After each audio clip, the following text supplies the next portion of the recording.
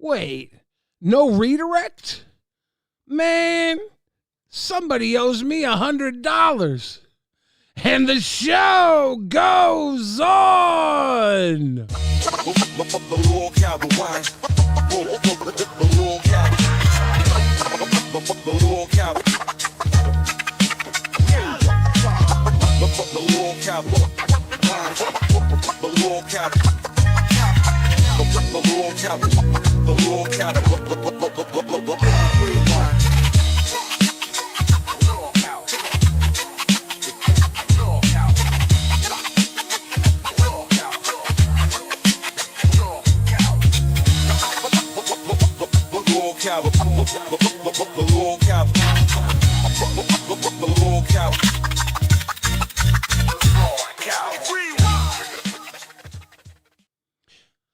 You've called 1-900-Where's My Pit?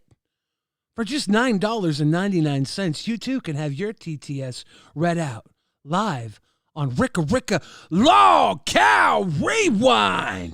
I'm your host, Billy the Fridge. Voice raspy, little nasty. Wasn't even ready with the iced tea. Still haven't peeled my sticker off yet. Don't dox me. Don't dox me, bro. I was sitting there in my damn car, about ready to take a sip of my tea, and I'm like, what the hell? The pit cut out? The pit cut out? Did Tater's bad internet make it all the way to the Lolcow pit mainframe? No, apparently Keem shut it down. So I waddled my happy horse ass into the stream, turned the camera on. I've earned this sip. Oh, it's going to be one hell of a night, guys, because Keemstar is live in the building. How you doing, Keem? Well, and it seems like Tater, Tammy, and Yo Mama knew that there was going to be some big debate on Twilight tonight. Except for me. They tried to blindside me, all right?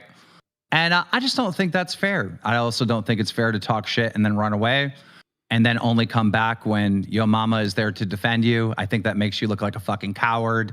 Talk about ass kissing. I think we've seen a lot of that with Yo Mama. Even Tammy, if you remember when we were going back and forth, she was saying in the DMs, oh, Yo Mama got me because he had to speak up for her because she couldn't do it for herself. I think it's all ridiculous. It's not fair. You're not honest people. You're acting like cowards. So we will potentially do the Twilight debate, me versus Tammy and Tater, tomorrow, now that I actually have notice and now that I'm actually involved in the competition. Is that going to be on Lolcow Jester? No, I will give it to Pitt since I shut their shit down for being fake and gay. All right? You're fake, you're gay, you act in bad faith, blind slot. Oh my God. Blindsiding me with this bullshit. They blindsided you on test day. How are you supposed to give your best Twilight performance without a little brush up on the topic? Well, I'm not going to be here. I'm literally about to walk out the door. And that was the other thing too. So I would just look retarded not showing up in a competition that I didn't know I was having because no one told me. Everyone knows but me. They said they were going to be at Disneyland. They weren't even at Disneyland, Keem. I know. I feel like they're doing shady shit to me. Me and Yo Mama spoke. We're good, but like I told them, I'm like, this is shady as shit, bro. This ain't on the up and up. But I gotta go. I got reservations. Right. Keemstar is gonna go to actual Disneyland tonight. Ladies and gentlemen, if there are any hosts in the Lolcow universe that want to jump up, of course, if Trash Girl Pearl is in the waiting, I'll pull you up. We did not plan to go this early. Red Sheets Metal said, what would Carlson Tucker think, Keem? Well, Carlson Tucker would get caught in the crossfire, but not Keemstar. He knows his Twilight business. You can't just tell him, man, you're going to Disneyland with two milkers and then try and blindside him with a Twilight test. It ain't right. It ain't right. Ladies and gentlemen, live on demand, Trash Girl Pearl. How you doing, Pearl? Hi, I'm good. Let me put my camera on. What's going on? I was just trying to catch up. Oh my God. Yeah, I don't know what is going on really. Like they were supposed to be at Disneyland, and then they tried to blindside Keemstar off Discord with what do you call them? Milkermorts? Voldemilks? What do you call them? He had the Voldemilks. That's perfect. He had the Voldemilks. I gotta be honest with you guys. This is the highway to the White Knight Zone.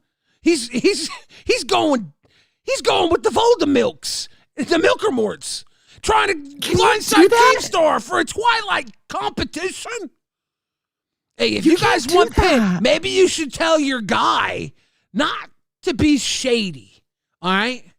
There's a form of decorum when you have a Twilight competition. When you have a Twilight quiz, you allow both sides the proper time to prepare their mental state. Keemstar's got a soiree to go to. He gallivants around. He gallivants. He's busy. He's a freaking busy guy. Not just busy. He's actually cares about family. Family. And we keep telling Yo Mama, you got a family here in the LCU. But he wants to go gallivant with those milkers? He wants to go White Knight with those milkers? Come on, Yo Mama. Come home. I mean, you're not supposed to bring people who left up, right? Like, that's a thing, right? Yeah. Well, I mean, okay. Who really knows what a thing is? They were supposed to be at Disneyland. Wiggly, welcome to RW. 6 months deep in the BAM world. And Tresco Pearl earlier today, we got a freaking pay pig. That's fantastic. Oh. It was Trash Girl Pearl.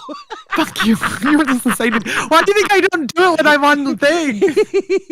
Thank you for... You're not supposed to call me Thank you for oinking up. Well, people in the chat already saw it, so it's... Oh, that's we got to throw it out there. It's not embarrassing. It's very... It's like you said, you got to show your colors. Well, I've been donating to more shows lately because I've been trying to watch more. So I've been able to catch more. And of course, I'm like, let me throw them some love. But then I'm like, I feel like I can't throw love to Rewind because I'm on it. Like, and I don't get anything from it. I'm here as a friend, but it's just like weird. So I was like, I can't do it during it. Yeah, it is kind of weird. The problem is here at LolcowRewind, we swig for our pigs. So I gotta give you a swig. Cheers. Here, I have a little Cheers, drink. bro. Cheers. Happy Friday, boo. Oh. Happy Friday. Now, people are saying, really? 4 hours of Rewind? Well, compared to 10, 12 minutes of pit, I know it's a lot. It's a lot. Dude, I was sitting there watching. I'm like sitting there thinking to myself, I was like, do titties even count on a bigger girl? Because, like, look at me. I got fucking titties, right? Once you're of a certain size, like, is it even a big deal to have titties? The fat motherfucker got titties. But I was just thinking that because, they were like the whole milkers thing. That's in my mind. I'm like, Melcifer kind of was the one true queen. She was rocking with like real good. They're good. No, they weren't real, but they were really good. I think that you're right. But I think that you can have really good titties on a big girl, and you can have not good titties on a big girl. There's some that are like voluptuous in titties, and you can tell there's some are just fat. Tammy and Tater are very beautiful women. I'm not knocking their boobies. I'm just saying, like, at what point is it like that's cheating? Because like in pro sports where they take testosterone and supplements and steroids to play better. It's like, wait a second, is it eating cornbread cheating? It's not. Thick is fine. Hey, I love it. Thick is fine. Yes. Hey, thank you to all the pirate flags here. They're here to support Keem, the pirate king of the LCU. Oh, thank you, pirate flags, for your support of Keemstar, the pirate king of the LCU. They're very angry, actually, that the dastardly Yo Mama tried to sneak a quiz on Keemstar when he had to go to a soiree. You go to a party. He has plans. He's got some plans. It's a Friday night, people. It's Friday night in the LCU, and not only is it Friday night, it's one of those Fridays where nothing was planned. because it was either this or we wait until 7 p.m. So now, Pearl, I'm sitting here and I'm thinking to myself, who's going to come sit up on LolcowRewind with us? Which host is out there ready to donate a piece of their time? Lightning Sparrow. So, well, now you guys have to go to Disneyland. Also, much love to Billy and Trash Girl Pearl. I think it's the damn the Disneyland trip. That's the problem. We thought we were going to Disneyland tonight. They tried to sneak a little test on Keem for the Twilight. There's no Twilight at Disneyland. That's like a Universal Studios, right? I think. Yes, Harry Potter World. Yeah. You can get butterbeer. Pit Cruise in the chat. You guys ended 12 minutes ago? 22 minutes ago? I got no math. Destin Frazier said, the myth, the legend, Trash Girl Pearl, let's fucking go. And Quinn Quantum says, damn, Keem throwing Billy to the wolves tonight. W for going on even to a hostile chat biller. Or W Wall, also justice for your mama. I mean, hopefully tomorrow they're going to have the justice. Devin in the place to be for the Pirate King at the LCU. Gotta love Devin. It's good to see you, Dev. It's been a minute. The Pirate King of the LCU going one-on-one with the White Knight. Yo mama. The highway to the White Knight Zone. At Devend 2856 donated $10. That song is really good. It is good. Thank you, Devin. I appreciate you. Not only am I in a bad spot, Kiera1133, I've been in one before. And it's crunchy. It's unfortunate. It's really actually, not only did I wake up this morning at 4 a.m. and I sat on LolCow Cafe for a random episode Pesci did with Glammy for 2 hours. But as I sat there and I was getting ready to get this fucking rewind cooked up. I just came in with my tea. I was like, all right, it's time to get to work. I put my hacker cap on. I was looking like fucking Neo in the Matrix. I was about ready to start coding or something. And then, no, you can go live now. I'm like, well, let me try and pull Pearl. I pulled you in, and you weren't responsive. So I was like, well, I guess we're balls deep, butt naked, nothing to do. And then I go in, and then Keem comes up, and he's like, hey, yeah, you can't just surprise a man with a Twilight test.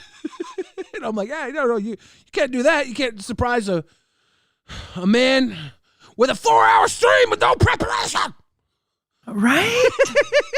But here we are. I was in my backyard and I popped up and it was like, Rewind's live. I was like, what is even happening? And I was catching up on Pit to try to see what was going on there. I had been watching live. Live was good. Yeah, no, live was a lot of fun. Near the end of live, boys were all sitting around talking about all their nice collectibles and stuff. My magic cards and whiskey got a shout out. There you go. That was very cool. I was like, oh, 2 things that I play with. By the way, everybody, tonight's LolcowRewind is brought to you by Thirsty Quill Publishing. Meek and Hertz with the new hardback novel, Blown Away by Love. Does the alien Desi finally get Blow Mama to sit her baggy 2988 out of the cuck chair? You have to get to the back of this hardcover. If you yourself want to get hard, it's a beautiful, lovely Lolcow glass romance from Meek and Hertz. Thank you, Thirsty Quill Publishing, for sponsoring Rewind. And surprise, surprise, surprise, everybody. Every $20 super chat tonight is going to get you on the wheel. And you yourself will be able to possibly be a sponsor next week.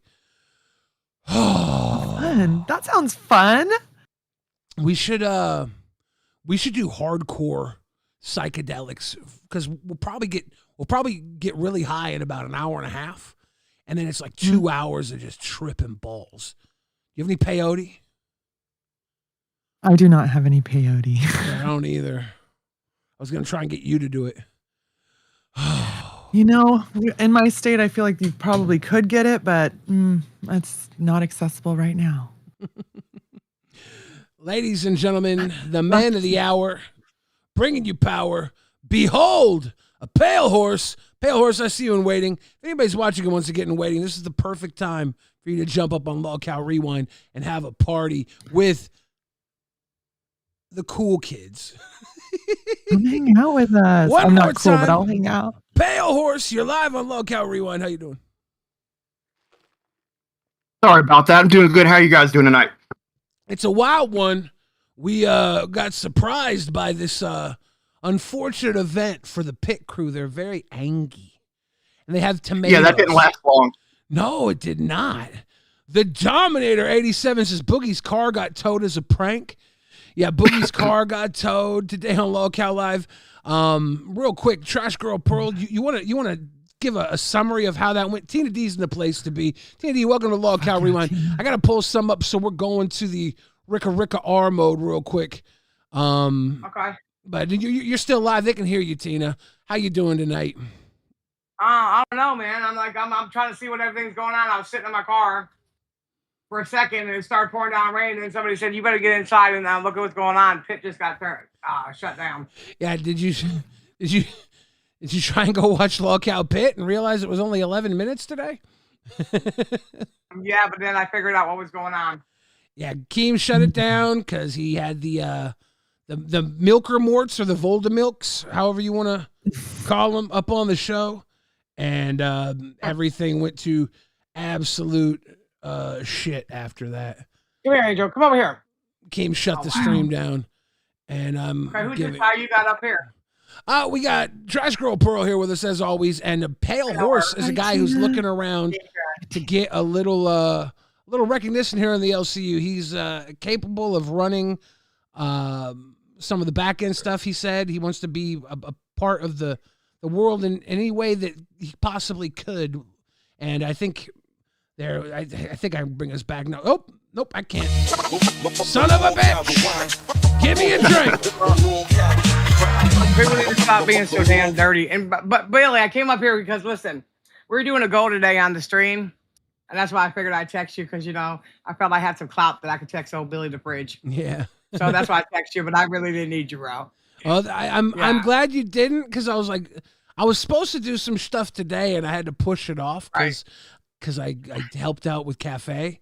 And so I was like, I got to get this done on Monday. And I'm like, Tina, I'm screwed. I can't help. I know. I mean, it was really just a goal to see if we can keep Foxy out for Monday, but it was just a joke. You know what I mean? Everybody took everything serious. It's like I left your stream last night and they kept talking about my fucking dogs. I mean, if you guys don't fucking stop calling these animal control out here, y'all gonna have some fucking issues, bro. Just stop. Animal control. You don't give a fuck about the dogs. You don't give a fuck. You don't. Oh, Plain and simple. You're just being assholes. You love those dogs. You absolutely. I mean, they travel everywhere with me. Yeah. The fuck? I've had Angel for 8 years. Yeah, I even like my rats. I mean, I ain't been feeding them lately, but yeah, I like my rats too, my cockroaches. I just don't get it. I've come to the conclusion, Billy, no matter what you do on here, I don't care how much somebody likes you, they're just going to go at you. I mean, it is what it is. And it's funny, I'm watching Voldemort's right now on another monitor, and they're trying to get them same people to come over there. People are so desperate on here. Why can't we all just be fucking loyal? Loyal, goddamn. I don't think people know loyalty. I think it's not in the new generation. I think that it must be 2000. Well, maybe it's the 90s babies. I think it was. I mean, we had to be loyal back in the day because you had to remember somebody's fucking phone number if you wanted to call them. Like just the fact that you have to remember 10 digits to keep someone in your life builds loyalty. Now they got a whole fucking list. Not just a whole list. They have a menu of sick fucks they can bang tonight on Tinder. There's no connection. There's no loyalty. They're all lying. Well, I don't either, but that's what the kids do these days. They're all lying. They're all full of shit. They're all trying to get over on each other. They all think they're high value men or fucking trophy wives. It's like, hold on. Both of you are fucking idiot brats whose parents failed them. And if you have kids, I don't know. I don't know, man. I don't know. I just think everybody's miserable, to be honest with you. It's like everything's happening so fast in the LCU. I mean, think about it. Everybody's leaving and there ain't nobody coming. It's just a war. But But the Boulder Milks were coming back today on Pit, so they're coming back. Yeah, but I don't even think they were Baltimore. I don't think they were Baltimore yet, were they? No, because Tammy 10 came up and helped Nature run their show or last week. Yeah, the other day. That's right. Yeah. Okay. Yeah. And Keem knew they were going to be on. He thought they were going to be at Disneyland, you know? Your mama said they were going to be at Disneyland. No. They're going to be September 24th. They're going to Disneyland. So if you guys want to go to Disneyland, book your tickets today. September 24th. We're going to be at Disneyland. Disney don't fuck around with that IRL shit. Disney don't fuck around with that dumb shit. They got a Secret Service basically on Disney property that will cut you down if you fuck around. There's a lady that goes to Disney every year looking for Peter Pan. Lady's crazy. I just watched that, Tina. Yeah. All the Peter Pan boys like hide from her. I know. Every day. I don't understand what it is. I never could afford Disney World. I live in a fucking trap house. I could give a fuck about Disney World myself, but it was just ironic to me that everybody's getting shut down. But just like with Nature, I mean, they do their streams with phone calls too. I don't understand it. I don't get it. I don't know how to get in that shit. Hey, all you brokies in the chat that say I'm a sweeper, put anything you want to say to me on a $9.99, $10 is all a TTS costs. And I'll answer all your little questions. Send your little pity pit monies that you were going to give to Yo Mama. If you want to gripe, one guy me tonight. All right? $10. Yeah. You got my attention. Fuck justice for Yo Mama. You can take that up with Lolcow Keemstar tomorrow when he runs the fucking gauntlet. Charlie, let me ask you, please. I don't even know what do you mean justice for Yo Mama? I don't get it. What happened? All he did is take it. His stream's still up. It's just 11 minutes or whatever the fuck it is. He didn't take it down. They're angry. They didn't get their 2 hours, which is, it's very interesting, that Yo Mama all this week couldn't do this time slot and gave it to other people. He's going to be back Friday, and then he's only here for 10 minutes. That's wild. You make your big return on a Friday night, and all week you couldn't be here at this time period, but now that you're here, it gets taken away almost like you didn't have more than 10 minutes to spend anyways. I don't know. That's a conspiracy theory here on LolcowRewind. I know they were asking, what did Fupa say about you today, Billy? Something about you're washed up, you don't make no money, something. Oh, Fupa had a lot to say about me today. Yeah, I guess Fupa had a lot to say about you or something. Oh, yeah. I think she said that Rewind's not good with me. So it's always been with you. What are you fucking talking about, bro? That sounds dumb. I guess she misses Turbo. What? Fupa wants Turbo. Isn't everybody? Guys, can we get a fucking here's I'm doing a goal. I'm doing a goal right here. If we get let's do 2010s. If we do 2010s, I'll beg Turbo to come back. Okay? 2010s. I will. Wow. There you go. I'll beg him. If you guys want Turbo back for 2010s, I will beg him. How close are you in Copper? How close am I to Copper? Yeah, I figure he'll lose his mind if Turbo pops back up. I'm not sure if Turbo can come back with Copper here. I don't know. Listen, Billy, I came up. I'm out. I'm gonna go back in the BC, but I wish you luck. If you need me, you call me. Nice seeing you. I hope you get some leverage. And hey, by the way, Joe, 1, 2, 3, 4, 5, 6. Pick up your dick, bitch. Whoop whoop. Pull over that Tina too. Whoop whoop. I love it. Hell yeah. Thank you, Tina, for coming up here. Yeah, we had an intern this week. Joe, 321 Joe from Lolcow Commonwealth. I don't think he's an intern anymore. Nobody told me. I'm not sure he had to sleep last night, but he didn't say anything about not showing up today. So maybe he'll be here sometime. He might actually, well, to be fair, he might actually expect to be here in an hour and 15 minutes. We might get him later. I just don't know. I haven't heard anything from him today. So we'll see.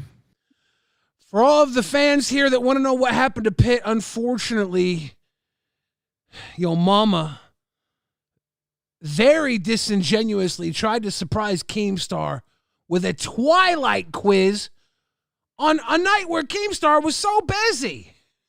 He was so busy. Remo the Turk with $9.97. Yeah, I guess. At Remo the Turk donated $9.97. I guess that doesn't go to the goal, Remo. Guess you don't want me to beg Turbo to come back. Damn. Oh man, Remo's freaking rad. So Pearl, Pale, live today. Oh. Boogie's car got repossessed as a prank. So yeah, he's sitting out in the backyard, just in all his glory. I mean, that man has no shame. He just sits there in all his glory, getting eggs smashed on his head. And Desi comes running back and is like, the car's getting repoed. And he starts freaking out. Like, I think he's genuinely freaking out because I kind of know Boogie a little bit enough to like, he was freaking out and he runs up front and there's a tow truck towing his car away. And then he's like, pay your bill. And he starts freaking out. He's trying to get his roommate to get on the phone with his people. He said he only owes a few more months left. And then it comes out, Keem comes up and is like, I know a guy, and that guy is the one that took your car. You just deserve this as a punishment for all of the things. So it was really funny. It was sad, but I guess Desi was in on it. Desi was in on it. Mm-hmm. Because Boogie, I tuned in and he was like crying about his car. Not crying. He was fucking obviously tilted about his car being repoed. He was going in about all the money that he needed. And Copper was like, Boogie, I'll send you some $1,000 if you need it. Yeah. And then Boogie give him money. Boogie said, Mike told me at one point in time, kid behind a camera, for those of you that don't know, he's a big part of the LCU. You should know. Kid behind a camera said to Boogie, if someone asked me for $500, and it was supposed to be a joke, but Boogie's like, this has resonated with me. Mike said, if someone asked me for $500, it's really not anything to me. I'd give it to him. He was like, but if your life comes down, if it's life or death and you need $500 and it's that important, he's like, why even exist? Why? And I'm like, honestly, that's so harsh. That's real. It's real harsh. That's because I think about it today. I was like, what the fuck is $500 going to do for me? Like, if somebody offered me $500 to let's say I left the LCU and someone was trying to get me back here, and they said, I'll give you a bonus to come back here, Billy. Well, how's $500 sound? That would almost be an insult, right? Yes. Yeah, I was like, what the fuck is $500 going to do for me? So I kind of get it on that point. Not that anybody who would want me back in the LCU would offer me $500 to come back. It's like getting tip change. But it really makes you think, like that. This economy fucking sucks. $500 is a huge amount of money in the scope of things, but also it ain't shit. It's not. At the end of the month, you're like, I'm gonna need a few more $500. Yeah. Should have held out for more. Okay, I got good word that Joe will be here soon. That's awesome to know. That you need to know. Need to know. I needed to know, and you let me know. Thank you. Zuber, welcome to Cash Cow Moo. Man. The mortal remains says, Billy, please don't act like you have the money. Look, I'm terribly broke. My car's getting repossessed. I'm on my deathbed. The only reason I'm comfortable is because I know I won't be here very long. I'm going to suffer for my dying days. But thank you for bringing that up. What a prick that guy is. What the fuck? What a prick. It's Friday. Let's be happy, guys. Cheers. Kit Kat says, Keem knew Tater and Tammy were going to be on the show, but the private call and not being allowed to join made him annoyed enough to shut it down. Here's the thing, right? Oh. The fact that they were on a private call, the fact that Yo Mama had the Milkers on a private call outside of the Discord server, and he was white knighting them from Keemstar. Don't get it twisted. Yo Mama was white knighting them from Keemstar. He's like, nah, I like my milk. I like my milk white. I like my white milk. I'm going to white knight my Milkers. You got to stay away from my Milkers. He's keeping them off the server so Keem can't respond. This is exactly what that B-Slice coward video was about yesterday. This is the coward stuff we're talking about.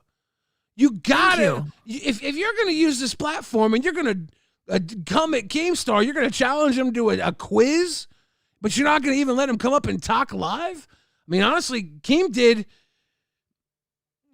what Keem probably should have done. If you test the man's gangster who can control your shit, what do you want? Him to be like, oh, sorry, I'm a bitch. Nope, I'm a bitch.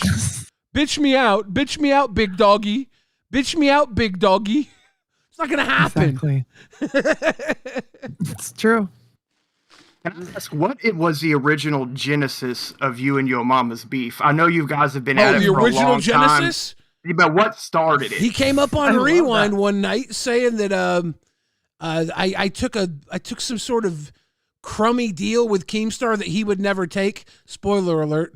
He ended up taking that deal months later. And he was talking shit to me and Xylee, and we had a little yap off together.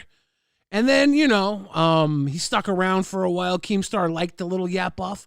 So he gave him a host role because Keemstar's always favored Yo Mama. He's always given Yo Mama anything he wants to get by in this universe, even when he wasn't on the payroll, because he likes Yo Mama. He wanted Yo Mama to work more than anybody in the LCU. And Yo Mama continually would come up on Rewind, but he knew that he really couldn't phase me for some reason. So he would always go after Xylee or like somebody else. And I'm like, come on, man. Come on, big dog. Then we got put head to head in the presidency thing. Keemstar was, I remember that. Okay, yeah. Keemstar had big ambitions for the presidency thing, and it went to shit. And then what made him scrap it? Oh, the face. The presidency thing, it went through, but like once it hit, it's like he's like, okay, be a president, and I'm like, what the fuck am I supposed to do? And he's like, nah, just be a president. I was like, can I do this? And then I did like one or two things. Like, nah, this is crap. And I'm like, well, because I don't know what the fuck what's a president do? Gotcha. Okay, it seemed like it lasted 48 hours. And it was like, well, no more president. I spent like a week being like, what am I even supposed to do? Like, do I do this? No, that's a me and Mike thing. Okay, do it. Go on, do it, president. Go on. And I'm like, it just doesn't make sense. They wanted you to be the face. Yeah, they needed you to just be the face of the. Yeah, no, I think he just wanted to take advantage of the presidential race going on. It was election season. Yeah. So he wanted to run a LCU election during election season because it was fun. And then once it happened, he's like, "Wait, this doesn't really make sense." I didn't really think about this. Nobody really planned. He was like, "All right, do a president." I'm like. I was like, well, here's the thing. If I do something, I did what I thought was what a president might do, and that was nope. We got to take it away. And I'm like, okay, my bad. All right, I went too far. I guess there is limits to this. I don't have power. It was a joke. Yeah, anytime there was an argument, it was like Billy, solve it. And then you came in and like, well, they won't let me do. Yeah, like nobody's listening. Nobody cares. This is a fucking shit show. And then everybody was like, Billy's a bad president. And I like the angry people. And I'm like, yeah. And then could they say who the good president was? Like, there's nothing to compare it to. Yo Mama was the other president that was going to happen, and he was ready to do some damage. He wanted to change this place. And then Keem gave him the fucking at Quantum Chris donated $10. TBF, the hosts campaigning and making the AI slop for president was the most fun of that.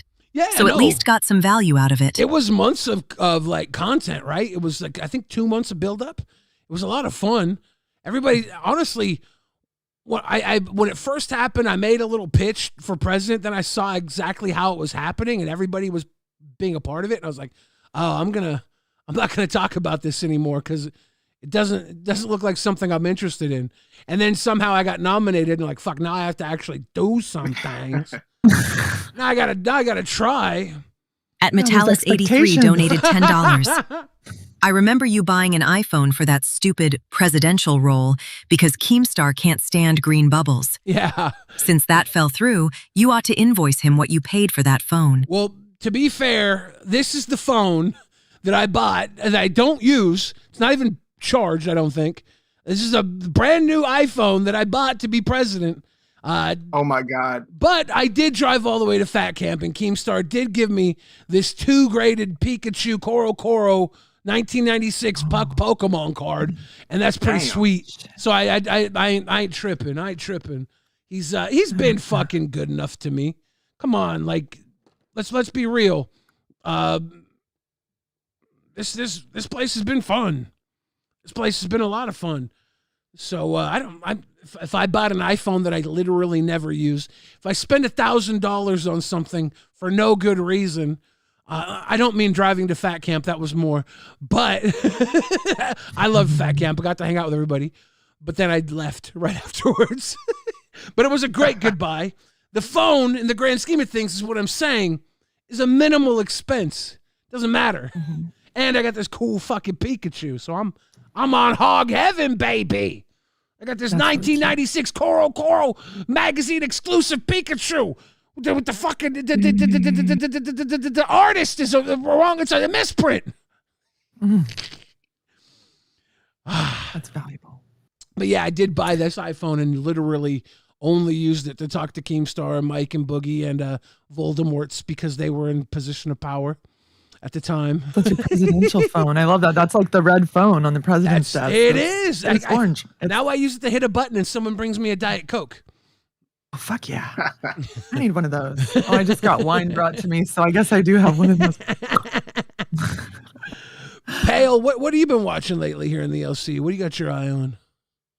A lot here lately, especially that stream that got taken down, the live, that was one for the record books. I laughed harder throughout various parts of that than I had in a long time. It was just chaos left and right. And a lot of people focus on all the weird stuff they were doing with their wieners, but the funniest thing for me was when Copper wiped his ass with a microphone. That was epic. He put it in there. Everyone was talking about the weird stuff with their wieners, but I was focused on the microphone and wiping your ass with the microphone. It was hilarious. No, that was a complete shit show, and it like had to be taken down, and it was like it was too hot for YouTube, too much for YouTube. It really was. But sometimes when shit gets crazy, you gotta let it fly. You gotta let it go. Yes, yes. Oh, that was a good description, though. Yeah, the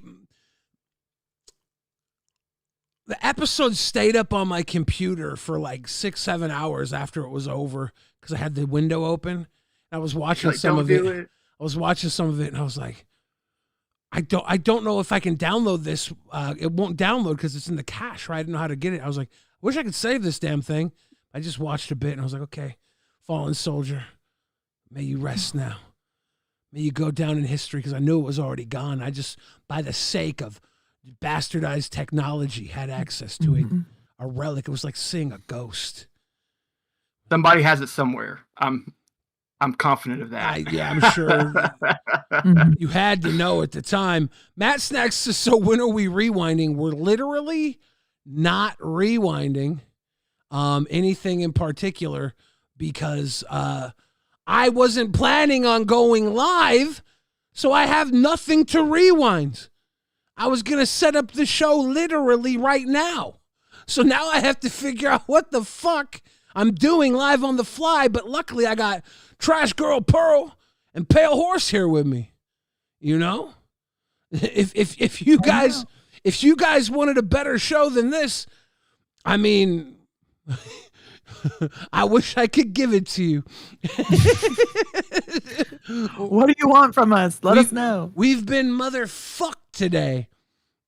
Not only when you went up when you were on Pit the other day and you and your mama got into it, that was awesome to watch. It's cool because in all clarity, I like both of you guys, and I kind of feel like Keemstar when you both go at it, neither one of you budge an inch, and it's just like Godzilla versus King Kong, and then you both kind of just separate and then do it again. It's awesome to watch. Yeah, he tried to get rid of me, and we got another 5 minutes out before he shuffled me loose. Yeah, you're like, where you going? You got 10 minutes left. Let's go. Let's go. Like, oh, I gotta say goodbye. Do you? Do you? That's intimidating to go toe to toe with him. He's quick. That's a lot. That's brave. It was fun. The entire time where I was here for like the last 2 months, I told Keem before I left, like 2 months before I left, that I need to leave. You know, I was like, I gotta go. Keem's like, no, we'll fix this. Didn't fix it. Now every damn thing Keem tried to fix it just somehow made it worse. It was the absolute worst help I think I've ever gotten from somebody trying to fix something. So it was 2 months of like, this mother, what the fuck? Thanks, Keem. Keem writes this big letter like, I love Billy. He's such a good guy. I'll always favor him. Leave Billy alone. I'm like, oh, you make me look like the little fucking retarded kid. Now they're gonna kick me and put kick me signs on my back. Thanks, Keem. Didn't ask for that, but he's like, no, it's okay. I got you. I'm like, thanks, Dick. Mrs. C1 coming through.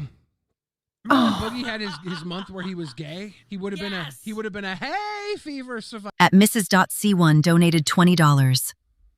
Hey everyone. Mrs. At C1. Zuber donated $10. I believe Fat Camp 1 had the best cast and shows. Bring them all back. Oh, dude, Fat Camp 1, that was the beginning of the struggle in the LCU. We had to replace Wings. We eventually had to replace Becky. It was just hard times for the LCU. The momentum we had up until that point, everything was just growing, promising, and somehow LCU Fat Camp 1 was a serious gamble. I think monetarily it paid off undoubtedly, but the toll it took on everybody involved, you can't undo that the losses that happened at Fat Camp 1 with losing that seat that Wings was in, up until I'm gonna be real, up until Copper Cab, that seat was it was a tough one. The show became something different than a LolCow Live show. It became a very profitable, very entertaining like show. But if you don't have someone in that chair that has some weight, that has some history, that has some lore behind them, it's just, you got Boogie and you got Keem, and then you didn't have Keem. You know, Keem, less and less of Keemstar. And it's like you just needed someone like Copper Cab to fill the room. He's got this energy, he's got this history that just soaks everything up, and it's like a sponge. It expands, and there's no empty spaces.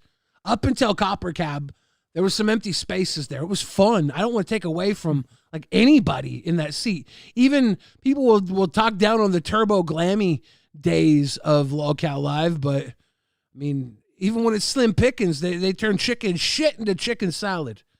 You know, and they got through to a point where Copper came in. Now we got Camp Keem coming up. We're going to see Copper live with Boogie at Keem's house. Hopefully, cards subjects to change is what they used to say in the wrestling days. I'm so excited for that. Copper's been so good on that show from like just an outside perspective. Like the fact that he just turned everything, like that whole stream, like I don't know. I can't even wrap my mind. Like he needs to write speeches for people. Like the way he flipped that. And even today, every time you talk to him, it's like you start talking about something and by the end, you're on his side. And then you're like, wait, I'm arguing myself. He's so good. He's so good. All the hosts before, they could run a stream, but Copper can run a narrative. You know, Copper can take a room full of people and just run circles around them, and it can be frustrating. It can sometimes doesn't make sense. Sometimes it's contradictory. Sometimes he's a hypocrite. But I think I gotta say this: contradictions are amalgams. They're money. Tupac was a ballerina and a thug life representative, you know? Yes. He was in the streets and he was in the damn dance studio. He was in Hollywood and he was in Inglewood. He was a contradictory. He was a hypocrisy. And he captured a generation.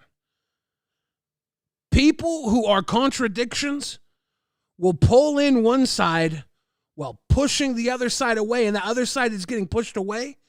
They're going to be closer than the side you're pulling in because they want to fucking mob you. They want to hit you with the pitchfork. They want to tear you down. And it's what he does is controversy in every little thing he does. There's some animation in everything he does. There's some performance just in his mannerisms and the way he lives his life. I'm a very similar way. You see my eyebrows move, my hands move when I talk, and it's because I want to be an entertainer, you know? I want to sit on a microphone. I don't just want to be, hi, my name's Paul. I have 3 dogs, and I want to talk to you about chocolate milk today.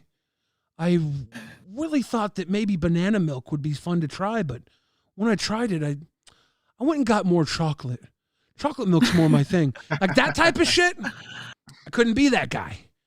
I want to be able to have multiple things going on at once without me thinking about it.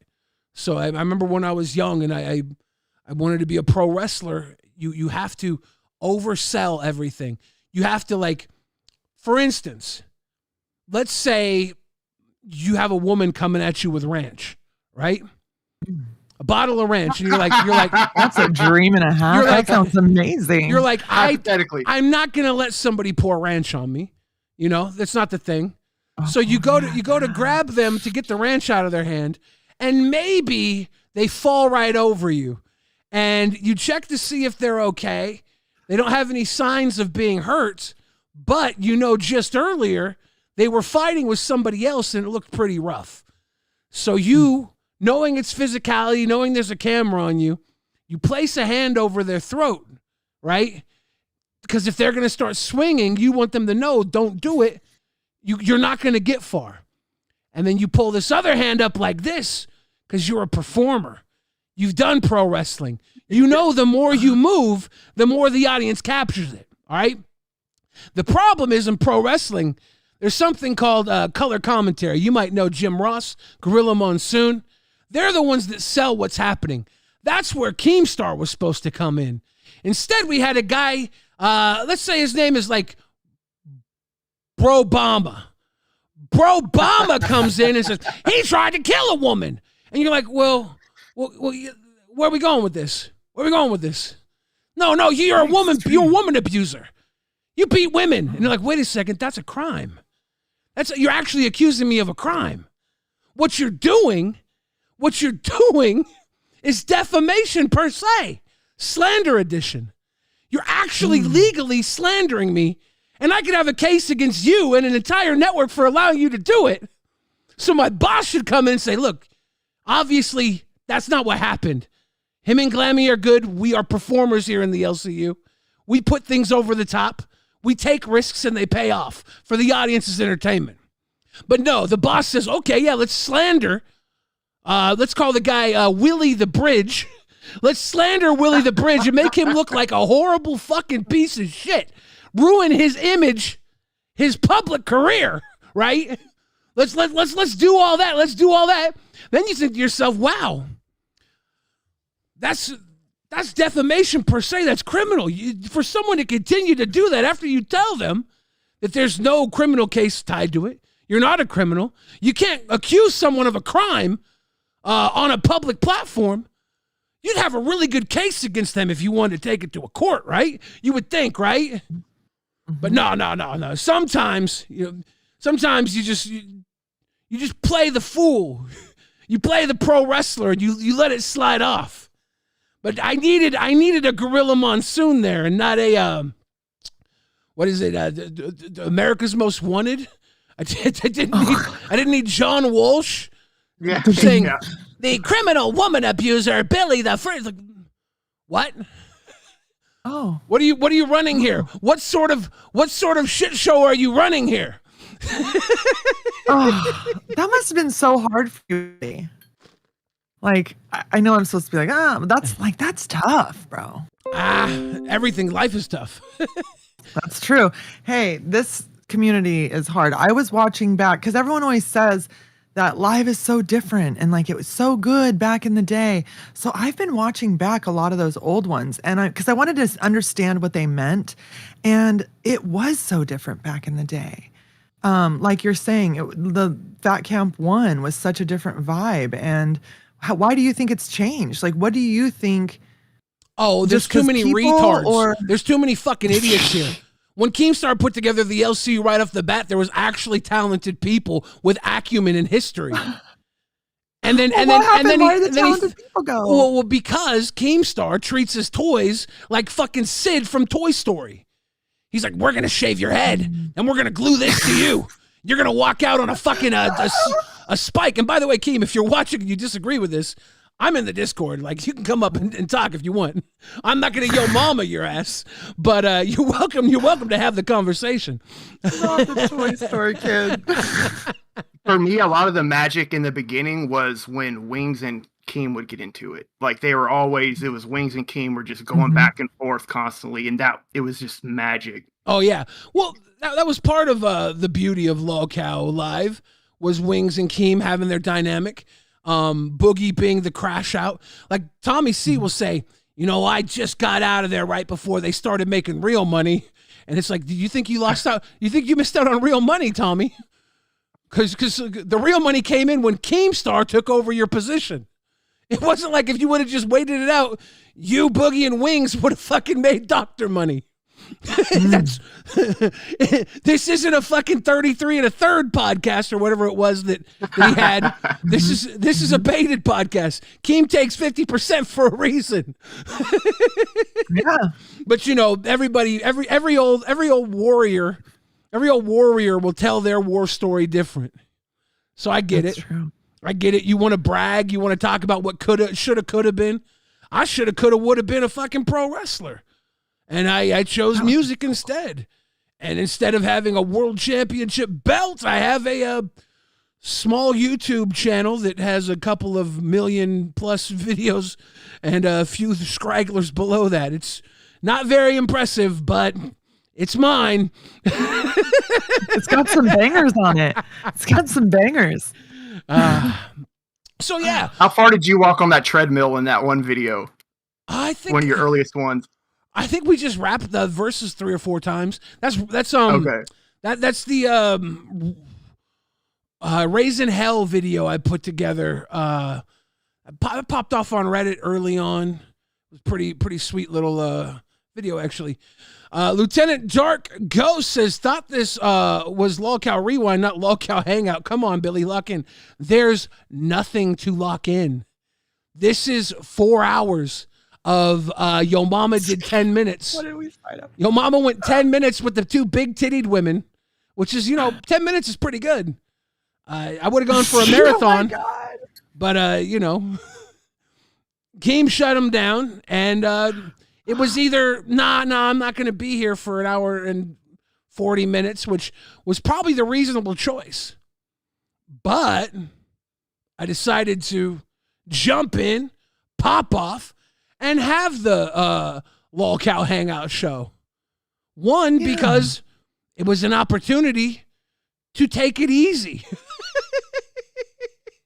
Paranormally, he's complaining again. No, we're having a conversation, dude. Like, if you want to hop up, I got members waiting open. 3, 2, 1, Joe. How's it go? Welcome to LolcowRewind. We are early. Oh, look at this clean face. I was it's not all Thank you. scragglers. For a moment, I was like, it's a maybe bit Joe gave up on us. I was like, wait a second. We started an hour and 40 minutes early. He has no fucking idea we're live. One I moment. was in the shower at the time. I was shocked. Sorry. Quantum At Chris Quantum coming through. Chris donated $10. Back at the start, it was a few theater shows that organically weaved together. After the trifecta expanded and more seats to fill, changed from theater to more reality TV circuit. Pros and cons for both. Are we talking about pro wrestling? A few theater shows that organically weave together? This could be a few different things. Thank you, Quantum Chris. There are pros and cons for both. Once you become a grassroots thing to a mass-produced thing, you see it happen all the time. I remember in the 2000s, I watched this documentary called Merchants of Cool, and it was like how they take something that's popular and cool, and they try to mass produce it. And the main people in that was ICP and Insane Clown Posse. They're like, we're gonna make these guys worldwide stars. Watch as they grow. And At they became something. Cyberfable-R1H Cyberfable. donated $10. What's up, Wormtail? What's up, Wormtail? Whoa. Wormtail. Is that you, Joe? Peter Pettigrew. It is. Oh, it's. I forget Peter Pettigrew's face. It's kind of like. Oh, It was worse when you had the mutton do chops, it. Do the right? face. You were looking. Oh, do the face. Yeah. Fuck yeah. I can do the face. Let me find his face. You're so cool, Joe. Do the face. Okay. Do the face. Here we are. Okay, I'm gonna try it. Let's go with I'm that. so excited. He's getting into this. Oh, yes. Oh, that's so him. Someone screenshot this. This is so cute. Oh, that's totally. At Lightning Sparrow donated $28. Oh, hold it, Oh, hold you're it, so hold good. it, hold it. Do you know how many fangirls are just fanning out right now on you? That's got to be your shtick, bro. You're gonna get all the Harry Potter ladies gonna be like, I'm This gonna is get what the one more girls house like. I'm You in. know, I gotta say it. You look kind of like Tater's brother. Are you her cousin? Do you have big ass I do. tits? Well, I'm working on it, but yeah, a little bit, bro. You know. What I'm saying is, all white people look the same. Because I thought I looked like fucking Tater's brother. Iceman thought you said looked like you your look brother. like my son or something. You do look like you look like my little buddy. Yeah, I'm like, well, Dad. The truth is, I've come here to find you, reconnect with you. We gonna find you. Yeah.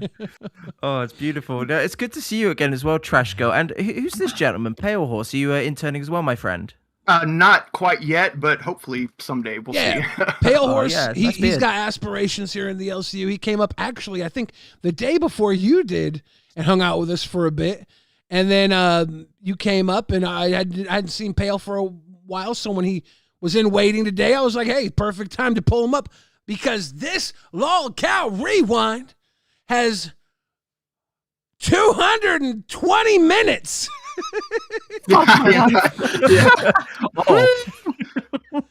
It's I wasn't even gonna wear this. I just came running in. we got 220 minutes of rewind and 0 minutes of content. So we're actually doing what I like to Everyone call loves the content. a traditional podcast. It's a I love tradcast. But thank you again, Lightning Sparrow. Thank you again, the Demon Reaper for coming to Cash Cow and Cyber Fable for calling out the Wormtail. Ladies and gentlemen, tonight on LolcowRewind, we do have the randomizer back. The randomizer means So hot in it as well. are you cooking? Lightning I am cooking. Sparrow. It's just this. Yeah. Lightning Sparrow goes on the wheel too. And next week, one of you will be the beautiful sponsor for LolcowRewind. Did I lose? I think I lost Mrs. C. Let me try and fix this. Is the wheel broken? This would make everything actually even better if the wheel was broken. Fuck it. Oh, Mrs. C, though, she's amazing. Fuck it. Or they're amazing. Oh, you know what I did? I put it in the wrong fucking spot, I think.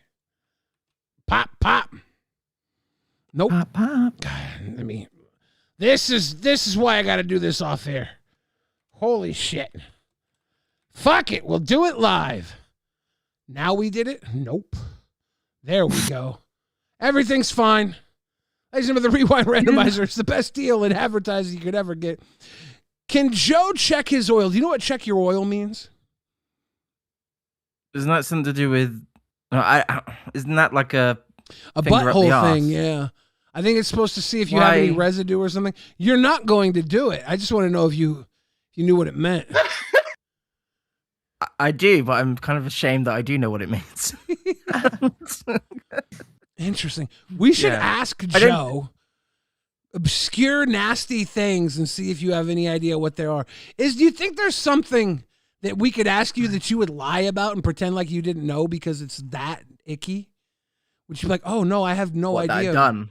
No, not that you've done, just that you know about. Like, what, have you done all this icky shit?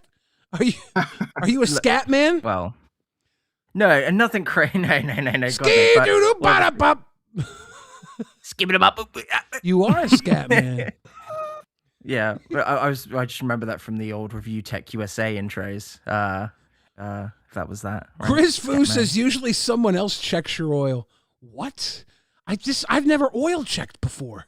I didn't know this. You want to check my oil? Is this what this is turning into? This is turning into something. Turning into Something extra special. What the fuck? And gay again.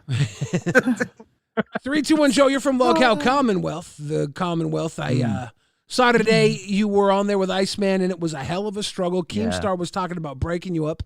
He was talking about putting Nan on as a third. I tell you, I don't know if we can lean on Nan because tonight on Local Queens, they had set up an entire goal for Nan. And did she ever show up? Anybody know? No, she didn't. Yeah, so. No, I know a bit about that.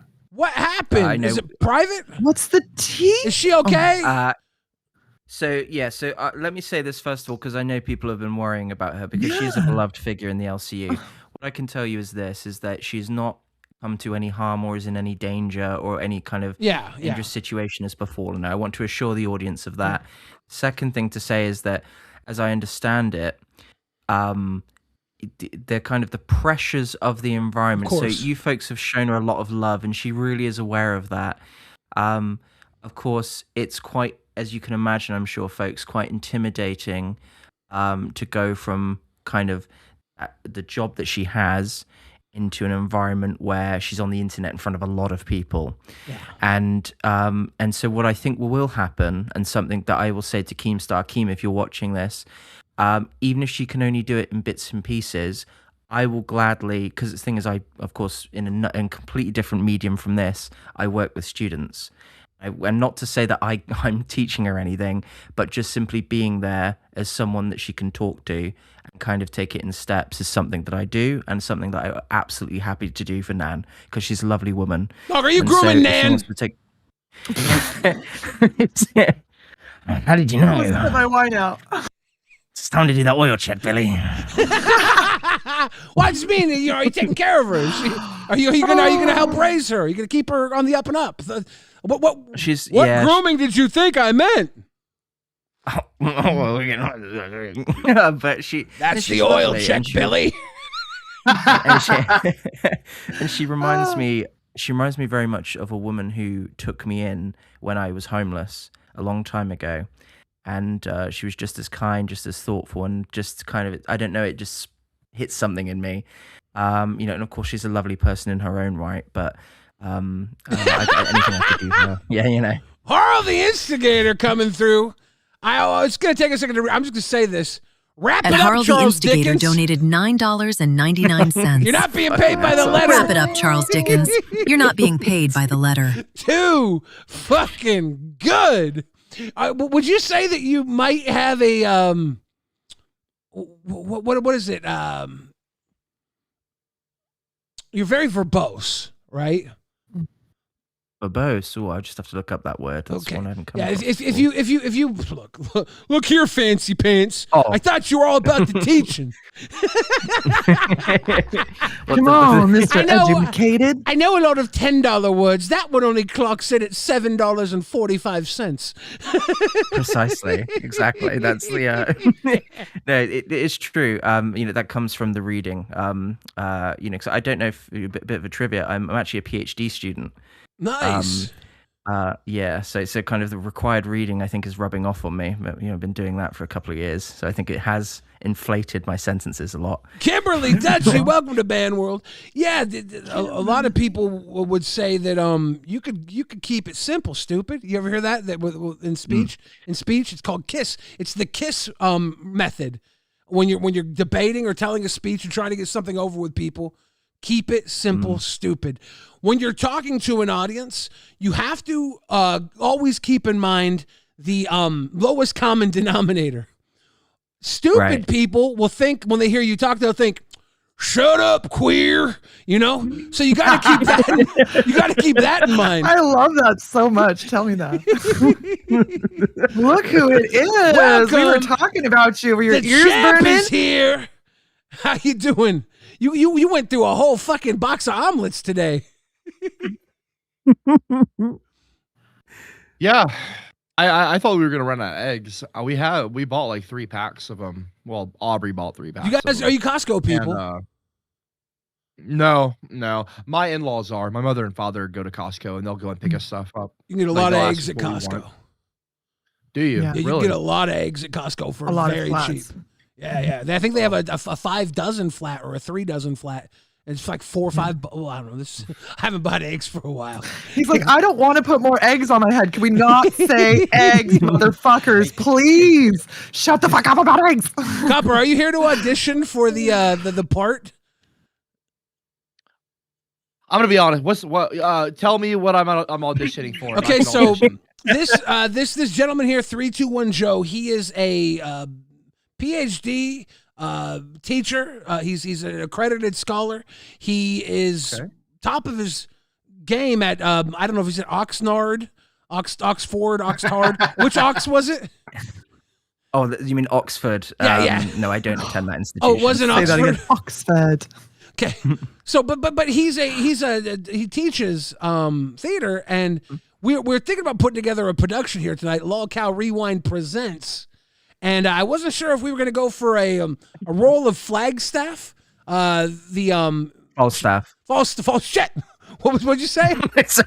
What was the name you proposed to me earlier? It's Falstaff. I did Falstaff. wonder why you said that on the other Rewind episode I was on. Yeah. Falstaff. Falstaff. Flagstaff's in Arizona, I think. Yeah. I'm a West Coaster, so I get confused. Falstaff, the portly, never do well from Shakespearean literature. He's a fat man who is pretty good with the ladies, and you can never really tell if he's. What was that? Am I misrepresenting No. Flagstaff here, or am I doing an okay job? You're doing great. I'm just, yes. Well, Keep going. I need the teacher's approval because we're trying to pitch the part. Oh, you're asking me? Yes, we're trying doing, to pitch the part, the Copper Cab. Well, you're doing well enough, but I would say, in fact, yeah. You carry on. You're doing great. Thank you, Teach. I was asking for. You're the professional. Checking in with you. I can't even fucking read. It's Copper. Do you have a monologue or anything you could do for us? I could read one. I don't have a monologue. Yeah. prepared. Could you search? audition. I heard Bruce Willis is going into hospice soon, and he's probably actually gonna die hard. Like his family, Could you read an excerpt from Die Hard? Not the one. But if you could search for like something from Die Hard, maybe, and do a little Bruce Willis. Because you got the Bruce Willis look, honestly, dude. Like, honestly, you look like a refined Bruce Willis. You got that movie star look. Yeah. Grizz Foo's going to read through here in yeah. a second. Okay, this is inappropriate. At GrizzFoo 906 Sorry, Copper, donated 1 second. $9.99. Oh. Copper. Hi, Copper. I've only just heard. Hi. O Domine tenebrosus satana. Illa ova infantem nondum natum representabant. qui in ulnis tuis in regno impio requiescit. I don't think that's a very easy to do monologue, but Grizz Fu says hi, Copper. And unfortunately, Hey, what up, guys, fortunately, Copper can't hear the TTSs, so I'll do my best to read them to him. But there's a whole bunch of gibberish there. But hi is basically what he said. Thank you, Grizz Fu. Hey, what up? But yeah, if I think you'd kill some Bruce Willis. It's a little action star, and then Okay. if our buddy here, 321 Joe, the teacher, can grade you on it. Yeah, I'd Sure. absolutely love to do that. Would you like any support just before you do it, Copper? Because what I would encourage you to do is on your first try is to just sit with the text on the page, okay? And not to focus too heavy on ideas of perfection, on ideas of trying to trying to land on something final. You get one chance to approach a piece of text for the first time. So just have a look at it and have a blast, and don't worry about getting it right. Okay. Yeah. I'll get my notes. Yeah, I'm looking right now. yeah, Okay. Ready? yeah. I'm gonna big screen you. Can we get some? I guess this is, I don't know what the fuck it says. It calls for romantic music. I don't know Okay, why. let me. How about I this? love that.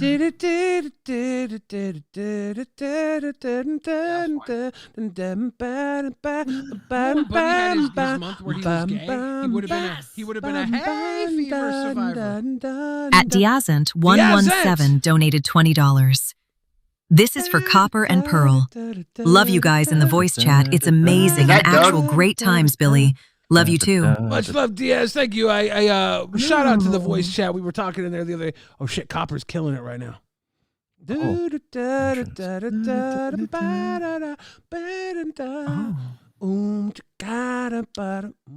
Holly, baby, Mrs. McLean, you still on this frequency, or did Hans Grabber already stuff your Christmas stockings? Yeah, it's me, your husband. The one who flew coach, missed the office party, and now I'm bleeding out of both feet because this whole building is a giant broken condom obstacle course. I came here to save our marriage.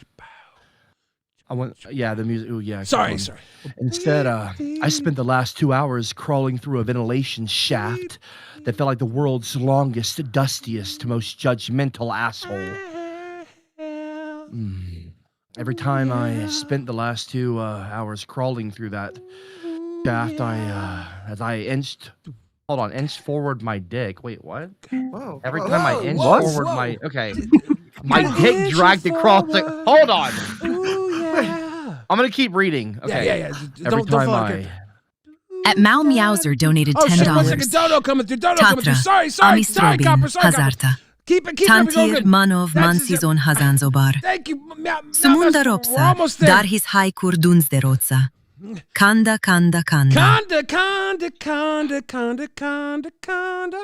Every time I inched forward, my dick dragged across the grate, and I thought, well, this is it. This is how John McClane finally gets pegged by architecture. But I made it. I always make it. You wanted the old John back? The one who used to bend you over the washing machine on our shitty little New York walk-up and make the neighbors complain? Good. Because the new John just executed 6 international thieves with a stolen MP5 and a hard-on that could punch through a drywall.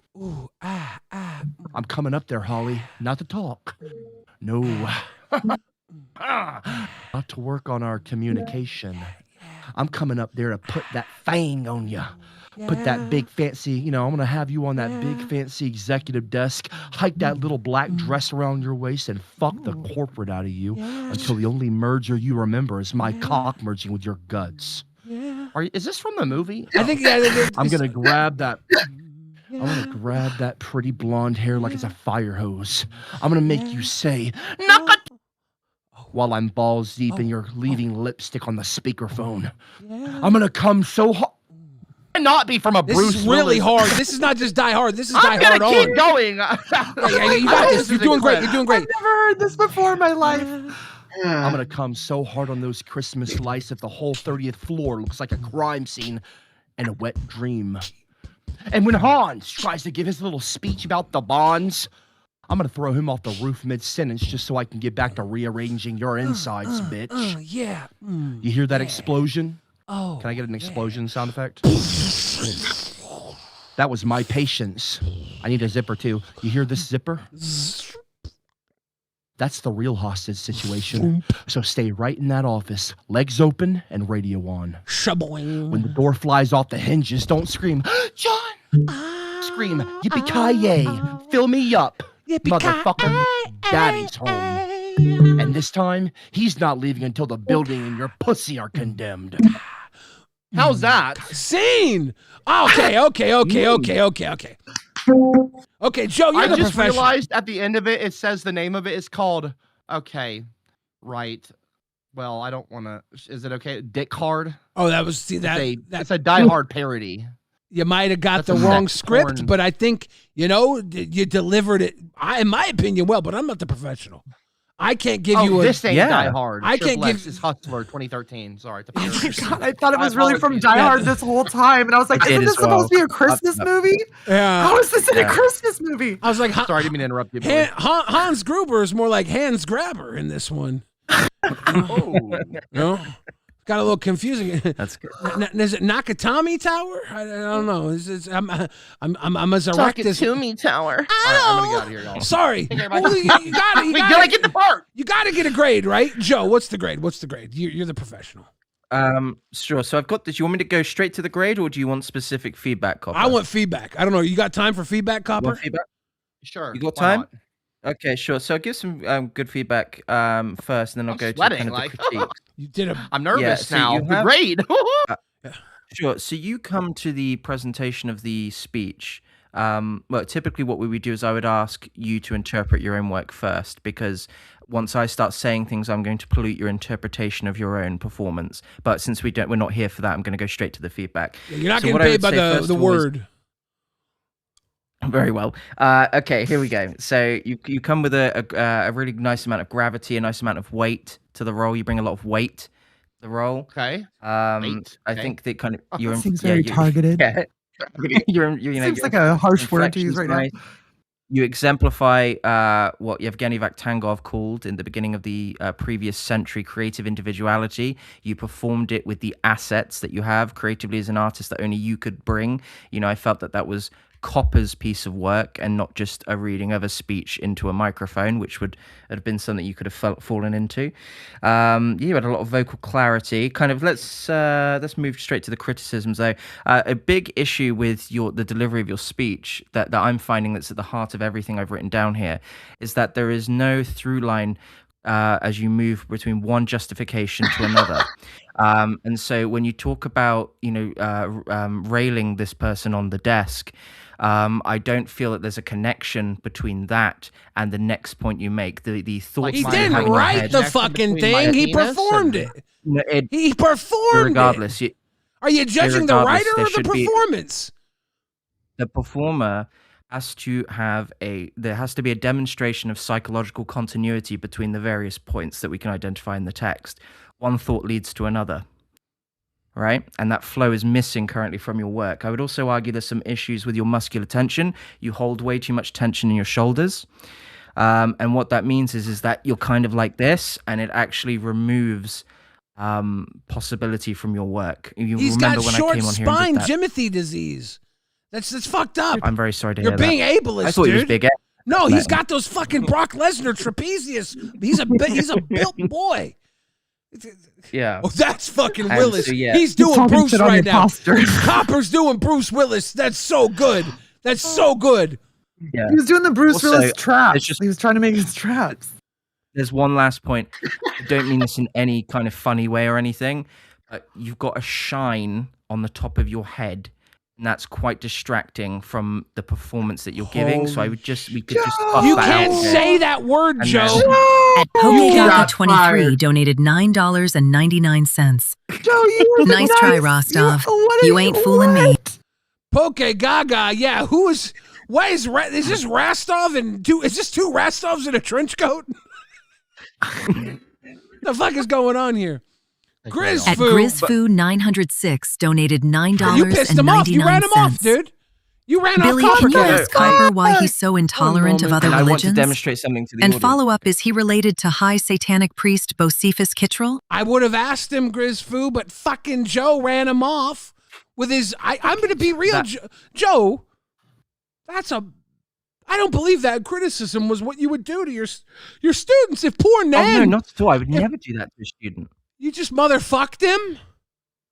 Yeah. You told him you would do it because you would work with students and then you fucking get out the big guns for him? Dude. He only did it because you were like, I work with children. He exposed it's a his. safe spot. I do this. I'm an educator. And made him safe. And then. He exposed his soul to you. He did. And you fucking spit on it. Now you know what I'm capable of. What, picking on a poor little hopeful boy that had. Little. He had aspirations of being a fucking star, dude. No, look, he did great. I actually think he did really great. Don't take it back now. You just showed us. You just showed us you could be a motherfucker, and now you're like, no, it's too late now. Coppercap's probably thinking of ways to fucking stuff you into a souffle. You're done for, dude. Lolcow Commonwealth airs at 10 a.m. Eastern. Copy, you know where to find me. Holy shit. And you said it in such an eloquent way that it was like, it sounded like you were being nice, but you were being so mean. Like, honestly, Joe, I hope he's not related to Bocephus Kittrell. Because if he's related to the high satanic priest Bocephus Kittrell, you're fucking cursed, dude. The Kittrell curse is on your soul. Well, that kind of brutality is what people in my position used to regularly expose students to up until a few years ago, you know? You pick I'm on totally serious. You pick on kids that want to be actors and actresses? No, that's what they used to do. Do you think they got their jollies off to it? Yeah, they did. I could tell you some horror stories, man. Do you ever fuck any of your students? No, God, what do I look like? James Franco? Are they adults? Yes, I teach. Could you legally fuck them if like you had a attraction to them? So under the I mean, I wouldn't, but I think they're all adults. Yeah, but they go up to. Yeah. So have you ever been like doing an acting scenario and it just got a little too real? Have you ever method act and then kiss At them on the Poke Gaga cheek? 23 donated Gaga's coming $9.99. through. I bet Joe has all his toys and things behind that blackout curtain. Yeah. If it looks like a blowfish, talks like a blowfish, and walks like a blowfish, it's Rostov. Can we get some fucking blowfish in the chat right now? For Oscars No Legs, the instigator who says bully is a liar. I don't think Joe's lying. He is a bit of a bully for what he did to Coppercat, but I don't think he's lying. I think this is honest. Am I lying? Oh, that's hilarious. If they think I'm not lying, guys, for real. That's 100. That's what I do. But I forgot what your question was. Neglected Tipples is chasing his Tito's with milk because he ran out of soda. Earlier tonight, I don't know if I ever responded to this. I was meaning to, and then shit got out of hand. Grizz Foo said JC said in Commonwealth chat he sold his dog, and Copper said on Cafe his great granduncle was a high priest in the Church of Satan. # breaking news. Were you in the chat? Did you see JC talking in chat on Commonwealth about selling his dog? No. I mean, he's been stalking our channel, but we're getting a lot of random people in the channel. We're getting Turbo's there, JC's there. We're seeing other people as well, which we're getting a lot of people that are not here that are appearing in the chat on Commonwealth. I don't know what that's all about. You think they're getting ready to take your seat when you fail because you're new booty? That risk is always there. I assume every stream, including this one, will be my last. So I come here with no illusions about how this works. You ever cry on stage? Said, I don't. Yeah, I did. There's a. You make yourself cry, or do you just do such a bad performance that you feel terrible?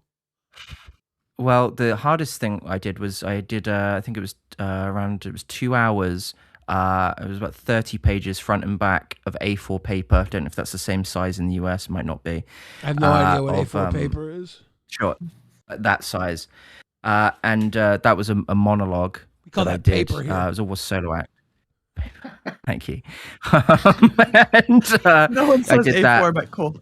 Yeah, but you don't direct actors to cry like that anymore. That's kind of an outdated thing to do. Same as when you asked me about intimacy, Trash Girl Pearl. We have intimacy coordinators now. There's people on set that guide you through that. But like for an oil I check. understand that, and I'm not saying, but I just think that like if you are coaching someone and you're doing all these intimate scenes, and Billy was like, "Have you ever with your students?" I'm wondering if the line has ever maybe not crossed but gotten really close. At Grizfoo 906 has donated historically with other $9.99. Grizfoo. Bocephus Kittrell was a high-ranking satanic priest between 1878 and 1883. That's when Keemstar's and was Grandpa's called coin Goat came Whisperer because he could sacrifice a goat so What? fast the goat wouldn't even realize it was being killed. Well, that's just humane. The Goat Whisperer. We got the Cock Whisperer up here with us. I gotta go. Don't Oh kill my it. God. Don't sacrifice it. Don't. Okay. Give it an oil check. We love We'll that do goat. anything. We love that goat. Yeah.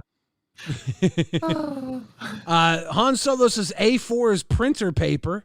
Well, I think if you know that, you might be a nerd, right? Right? Oh God. Who knows that? I'm not saying, but I'm saying. Yeah. Thank you, Han Solo, for teaching us today. Oh gosh. So yeah, you can I interview a little more? A little more, Joe. Can I dig a little deeper? Oh, you can dig as deep. Yeah, I'm largely an Go open as deep book. as you want. Have you Billy, ever he said. performed with like any famous actors and actresses? Were you a child actor? No, not a child actor. I actually came into it quite late after my military service. And that was what brought me into that world. I started in amateur theatre, and then I moved to semi-professional and then professional. And alongside that, I did education going from BA, undergrad, to master's, and now doctorate. Has anybody you worked with ever been in a Doctor Who episode? Yes. Ha ha! I knew it! I knew it! We got a star, baby! We got a star on our hands. Did you know that, Billy? Yeah. I just know things. Yeah, Billy knows I've- everything. I'm highly I know you intuitive. do. It's Yeah. insane. Blows my mind. Yeah, I mean, the Which thing is doctor? you Which bump into doctor? those people. Which doctor? Which doctor? Oh, no, not a doctor. No, Christ, there's only, what, the 13 No, of them? I There'll be don't one in- mean you worked with one of the doctors. Which doctor was Oh. in the episode they were in? Oh, God. That would have been... What year was it? 1 sec, I'll tell you now. Yes. That was... I believe it was Eccleston era, one of them, and another one was Tennant. Tennant, that's my doctor. Yeah, Tennant was great. I could never recover after Tennant. I as much as Matt Smith I hear was great. I gave he's Matt kind of gone Smith off a the full rails. run. A full run. Yeah. Okay. Mm. But that being said, Billy Piper, that's my Yeah, companion. she's... That's my Yeah, companion. Me and David Tennant were crying on the beach, bitch. I put Coldplay on repeat, and I cry with my guy. Yeah. I don't like it. And I will try to fix you, or whatever it is. I don't know Coldplay very well. I don't know Coldplay. I'm not like that. I just like Doctor Who a little bit. Yeah, I love song, though. Coldplay and Doctor. Put them together, great. In America, the equivalent would be like Nickelback and Desperate Housewives.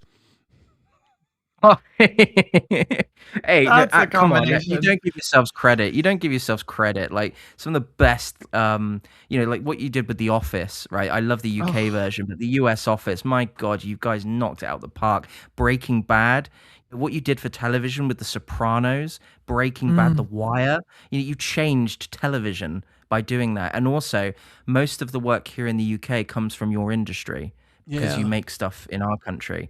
And so, absolutely, the thing is, Americana, I feel like doesn't get the appreciation it deserves from an international perspective because you're so big as a country and your stuff is so widespread, it's taken for granted, right? Like, we take it for granted, and it doesn't receive kind of the special appreciation I think it deserves. There's plenty of stuff to admire in America. Oh, I know. Every Believe it or time, not. like the World Cup here being in America, everybody came to America and you saw how they were enjoying America or the rest of the world. It's great. And you're like, fuck, man. Yeah. This place is really fucking awesome when you don't have to stay here.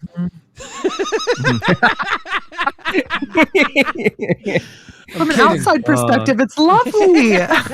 They've got big portions and all sorts of I flavors. love America. Now you brought up The Wire, okay? Does your team? Do you guys feel like a little piece of The Wire because Stringer Bell? He's one of your blokes. Yeah, I think there is certainly a connection to that. I mean, The Wire is pretty hard to ignore, but I'd argue The Sopranos is really, that people love that here. How many of your people made it to The Sopranos? Because Stringer Bell, he's what's his real name? He's from London town, right? Yeah. Yeah, I can never remember the actor's real name, and I watch him all the time. Idris Elba. So Idris Elba's from London town, and he was Stringer Bell in The Wire. Yeah. So like when you see someone from your hometown, because whenever I see someone from Washington State, where I'm from, I'm like, oh, they're basically part of my crew, right? Like Sydney Sweeney, right? She's from Washington State. Yeah. So I'm like, Sydney Sweeney and I, we've probably smelled the same bush or something, Right. Yeah, I mean, no, I agree. And I mean, Idris Elba we're very proud of. We're not the person we're not proud of that's gone over to you. There's only one that I can think of. No, actually, there's two that we don't particularly like here. One is James Corden. Okay. Because he also had a in Doctor Who personality change. Also in Doctor Who. His reputation tanked when he went over there because he completely changed into something that we didn't like. And then the other one, unfortunately, I don't mean to get too political, is Prince. I believe it's Prince Harry. Prince Harry, yeah. When he left, there was that whole debacle. I'm just glad you didn't talk shit about the Beckhams, dude. I was getting ready to fuck you up, dude. You're like 2 people. I'm like, don't you fuck with the Beckhams, bro. Don't you make me bend it like respect. Beckham right up your fucking ass. Yeah, great it's film. It's crazy that your country is like the LCU. You guys have Voldemorts too. You're like, oh yeah, we don't talk about. I think Voldemort came from his country. It did, but they actually use it for real life people. Yeah, this is true. This is true. Fox says, "Are you that devoid of content? You want Turbo back?" Shake my head. Well, the idea was that maybe you guys would have trolled me into begging Turbo back for your $10. But even you guys aren't that pathetic. You guys don't hate me that much. You should hate me enough to try to get him back. Yeah, why bring Turbo back? We got Rostov at home. Exactly. Now, we're talking this mess. We're having what you like. We're having a traditional podcast tonight. This is really what it is. There's nothing else but a conversation and a hope. You're not going to get the high-powered production that you're used to here on Lockout Rewind. I don't want to say we're phoning it in, but we're on the line. So we might as well run with it. The Sopranos, huge for TV. The Sopranos and, I'm going to say this, WWF Wrestling. They introduced Stone Cold Steve Austin and Tony Soprano at the same time, and I think they created a culture that led to bad guys, bad people being loved. Because we go into Walter White, we go into Breaking Bad, we go into these, we have a situation where there was a young man who bombed the Boston Marathon here in the United States, and girls were falling in love with him. I don't know if it was always like this, but it feels like we might have created a culture that celebrates killers, bad people, the tweeners, the in-betweeners, the dark characters. They become they've become our new heroes. We don't have Roy Rogers anymore. Right. And there's a case to be made for that, I think. Do you think, I have a quick question. Do you think it's because all of us have that little bit of evil in us and we're expected to be so held up in society? And like, I know my day, I'm buttoned up all day and I come here and I just get to like not be and like lean into that. And I like to like the bad guys sometimes because I don't get to be the bad guy. So, it's kind of, from my perspective, do you guys feel the same or do you think that's off base? I actually, yeah, I fully agree with that. And it's not necessarily something that has begun in America, but if we can talk about it in the context of American culture, the idea of civilization in the States and the submission, as I understand, of the state government to I wasn't aware that Americans perceived the relationship between the state government and the federal government, that was such a complex thing. I thought that it was all just one country, simple and like that, but actually no, there's not. And that was an education for me. And I would say that as America became, for lack of a better word, tamed, right? And, the roads were built, the railways were built. The idea of a renegade hero free from the kind of binds of civilization so easily becomes the person who has to commit crimes. The idea of the American outlaw, the idea of the Arthur Morgans, the Dutch Van der Linde, right? The idea of these people is a very romantic idea, and there's a sense of freedom in it, right? The lowest common denominator right now is like queer. Quit queering. That's gay. Well, even then, it's like the little acts of rebellion. We all need them in our daily life. I think you're completely right. We Trash do. Girl. Like a modern version of Robin Hood. Yeah. absolutely. My It's question an is, example. without the celebration of characters like Stone Cold Steve Austin, Tony Soprano, Walter White, do we have room for a Boogie 2988 and a Keemstar who are like kind of like different varying levels of gray in a black and white world? Absolutely. Yeah, I have a prediction about Boogie, in my opinion, and I don't wish Desi's this to 12. sound funny Don't when I say it. Don't say it. Don't you talk about Desi. I Don't you love do it. Desi. Oh, That's gonna get clipped now. Okay, so no, the truth is with Boogie is I think sadly one day when he passes away, I think that his entire legacy on the internet will be much more positive than any of us think it might be. Oh, I know it will. I really do. I know it will. Oh, he's a legend either way, yeah. Because the funny thing about Boogie's cancer thing, every single person that was dogging at him for being a bad person got tore up by the internet within like 6 months. And they all had their bad people moment. So when you go back and look at that moment, you're like, why are they calling out Boogie for being a bad guy? It actually makes Boogie look like a fucking legend that he's come back from it and created this world where, he's Walter Wide. He's Heisenberger.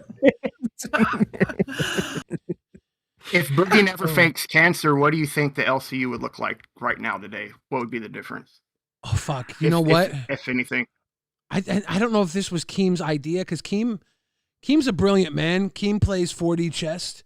It's a titty joke. He plays 4D chess. The idea that Keem didn't expect one of them to fuck up big time when put under the public eye would surprise me. I think he knew when he put Boogie and Wings on, and hopefully DSP, that they would have moments that were nuclear, and there would be one that would catch on, and there would be one that the entire internet would look at. And you get one good shot at that, and then you have to play it out just right. And I know Boogie very well.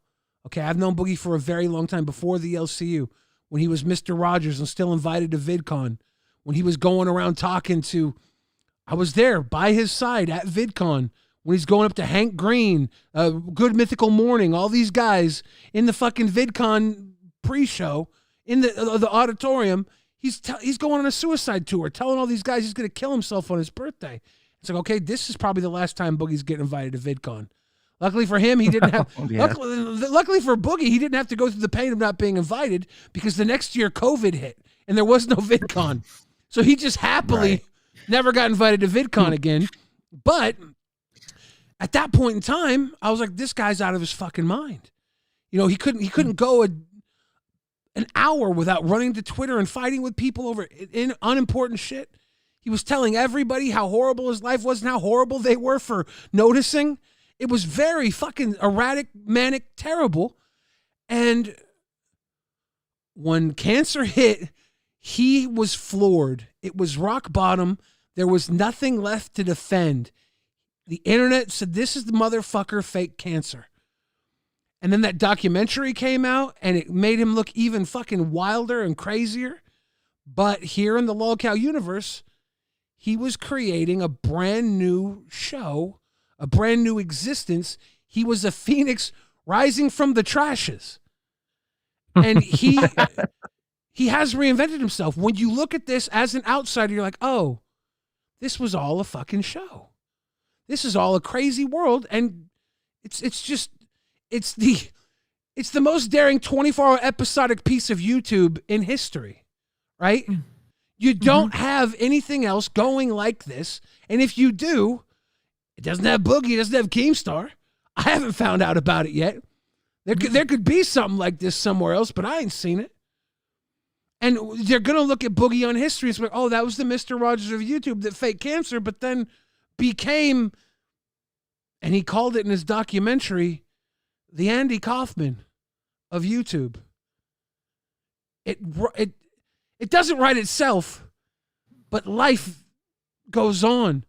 And as long as you show up and you face the camera and you face the music,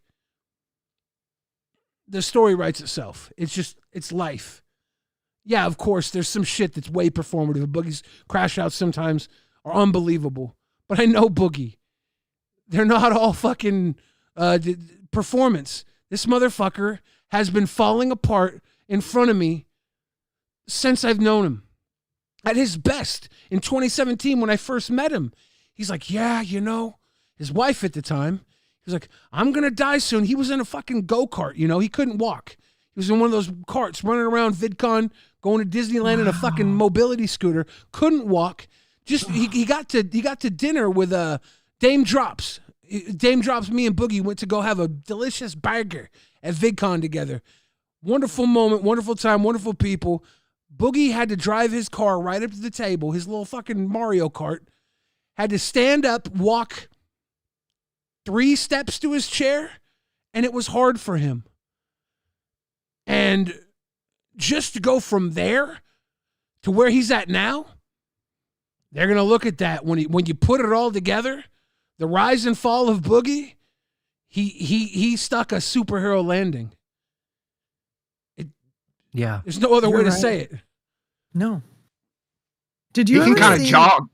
Back in the day, there was this cartoon that had like the boss at work yelling at the husband who would come home and kind of yell at the wife, who would yell at the kid, who'd yell at the dog. And but like somewhere in the middle comes people like Boogie, people like you, Billy, people like you, Joe, that put yourself out there to get made fun of and to take that from so many people who probably get yelled at all day, who probably get shit, and they want to just take it out on something. So it's beautiful. And like you said, if God forbid something ever happened, people are going to miss that. They're going to miss that person that they made fun of. And because it is a release, it is fun to laugh at people. It is fun to think it feels better. And people need to be more grateful for that, in my opinion. They're grateful for it. This place is massively successful.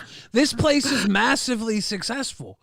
It is. Keemstar reported the announcements. I'm going to bring up announcements real quick here. I'm just going to read it to the audience, okay? Keemstar reported yesterday, or this morning, just ran the numbers. Pitt missed like 10 days. Reaper is basically out with Zyligon. Like 5 people quit, and the B circuit is moved to weekends. With all that, the LCU is up 5% from July. Congrats, everyone. That's the thanks you get here.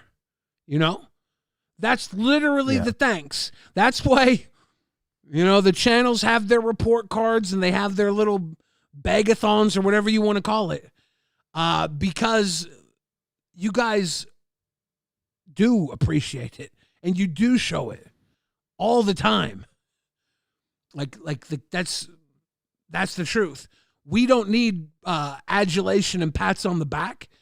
And if you do need that, I don't know. This is a fucking wild shit show. Yeah, I mean, the thing is like they the thing that gets me, like that hit me quite hard, like in a really good way, is I got this message. I think it was in the main chat. It was after the second stream we did where we had Nan there, and someone said, "Hey, we just want you to know I really enjoyed the stream today. I was laughing on my way to work, and I had a really great time. Thank you. And it was to all of us, of course. And I just thought, oh, we did that for somebody, And they took the time out to say that. It was all I Nan. thought, Don't celebrate Nan's victory. Nan. RCG Shoddy says, what happened between Vito and Mr. Masterson in the end? I haven't caught up. You're talking about the Biggest Problem in the Universe podcast. Dick Masterson announced at the podcast at the end of the month he'd be leaving. Vito took over the podcast with a 25% piece going to Dick in perpetuity. And he's been having guests come up on randomly throughout the last month, I think, month plus. And also talk about my PKA appearance. So yesterday I was on PKA podcast. That's Wings used to be on the podcast with Woody's Gamer Tag, Kyle FPS, and Taylor. And we had a great episode. I was only able to stay for about 3 hours or so, because I had to come here and do Rewind. Long day. I got into Rewind afterwards and gave what I like to call a struggled performance, which what's her name? Fupa Cheese. God, I almost forgot her name. There's so many colorful names here. We got Fupa here with us. Up, Fupa. Thank you, Fupa Girl Cheese, or Trash Girl Fupa. I don't know how to say this one. Trash Girl I'm Fupa. trying to be more entertaining. I need to be more entertaining. It's all in the fries. It's all in the It's fries. all in the fries. Yeah. But I have so many fries. It was great. I think the YouTube video will be out Saturday. RCG, thank you. Holding on says slow news day. You know what you missed? You missed out on Timu Rastov. What did I miss? You should have came up on Rewind when it was all about people showing their dicks, and you should have came up on Rewind and said slow nudes day. Oh, do you know what? I thought that earlier when I was in the bathroom. I thought, that's a good line. I'll try and surprise you with it someday. Yeah. Slow news day. Fox also said, why 3-2-1 look like he from the movie Last Patriot? That's Mel Gibson, or am I tripping? Was it? That's just The Patriot. Oh yeah. What is Last Patriot? Yeah, I don't want to. I don't know what that one is. Yeah, I did just get out of the shower, so. Yeah. An RCG Shoddy, I did read it. I did give the entire response, and you missed it. So all the other people that didn't care about any of that, sorry. Sorry for pulling you through it. Hey, Oscar's No Legs, the instigator, says this is boring. It's funny. I don't know if I believe you, Oscars, because in every single chat I'm ever in with you in it, you're slagging off and dragging me. If this is boring and everything else I do is terrible, I'm starting to think you might just not have a very high opinion of me. Now, Billy, there's no need to get into conspiracy theories there. True. It's like the same people who incessantly slur out the same things. And I'm like, yeah. I wonder if they have anything in their life as fulfilling as I do with this platform and the platform I've created, right? This one, my platform outside here. I wonder if there's anything in your life that gives you even a fraction of the feeling I get when I do what I do. Because some people, it's maybe model trains. If you have autism, that might explain why you're so obsessive about my performance. It could be tingling your tisms, and I get that. You know, it's hard. Autistic people love conformity. They might love someone who just shows up every night, laughs and says, that's crazy, diabolical. Because it's very repetitive, and that's soothing to the autistic crowd. But I go on all sort of different tangents, right? I'll be over here talking about one thing, and then 24 minutes later, I'm over in a whole other jurisdiction. So that might be part of the problem. I might be triggering a lot of the autists. And for that, guys, I'm so sorry. Sit in your favorite couch seat, eat your favorite fucking pad thai, and this will all be over soon. Sheldon. French fries. We're going I for don't eat Fupa. pad thai. I eat French fries. We're going for Fupa's throat. She came after me on Nature last night, and it was a honest criticism. Like, shout out to Fupa for giving me your opinion. Hope you and Bones figure out your problems, because I like Nature. I liked how excited Fupa was to be on Nature before she was on Nature. I was like, oh man, she really wants to work with Bones. She's loving it. No McDonald's reference. No, she was so good. I tagged her in Maine and was just like honestly flattered that you even said my name because I am a nobody. But she cracks me up, and if she doesn't think I'm entertaining, I'm trying to like, this is what she likes. She likes French fries. I have like 4 of them because I don't really eat French fries, but I ordered a lot of them because I know she usually pulls so many out. So like, if anyone needs some French fries, you could have them. Ladies and gentlemen, Fupa, every will red you be my dono, friend, Fupa? every red Will dono, Fupa be we're my gonna give her a fry shower. No, I'm kidding. I would, but Fupa, be my friend. Like me. Will you like me? Do it for me. Like me, please. If you want to see Trash Girl Pearl shower in French fries, chuck us a red dono. She's going down to Salt City, no lake. Good. Oh, no, I love her. I thought it was funny. I had this, and she's great. She's definitely a whole different thing. But they're really good. She clocks people on the internet so good, and she can talk shit like I can. This is even a lot for me because I'm like, I like her, but I like it when she doesn't scream into the microphone. When she does that thing where she goes, rah! She's just like right into the mic. Oh, when God, anybody does ear destruction, I get pissed. I fucking hate ear destruction. Not a fan, and a lot of people who I normally like use it, and I'm like, you could just not.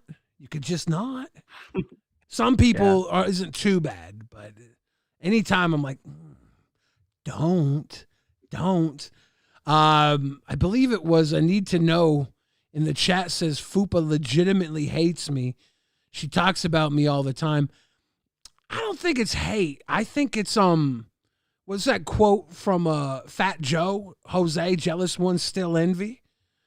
I think that she had a little shine over there on Local Bus, and she was up above. And now that she's fall back a little bit, she's like, what the fuck did Billy do to earn his place here? He went left, put his thumb up his butt, and comes back and gets to be fucking 2 hours ahead of me and Bones. I think she's just a little jelly. I think she got a little jealous. Who's put in the years of work? You have music videos. You have a following. Doesn't matter to Fupa. She dresses nice and puts on makeup. I wear the same shit every day. That's what Fupa cares about. She At neglected_tipples donated $9.99. You tell the truth. If I was Billy, really though. bored, I'd go watch something fucking else. I think Fupa is threatened because you don't have a polygon-shaped head like her Pearl. I don't know.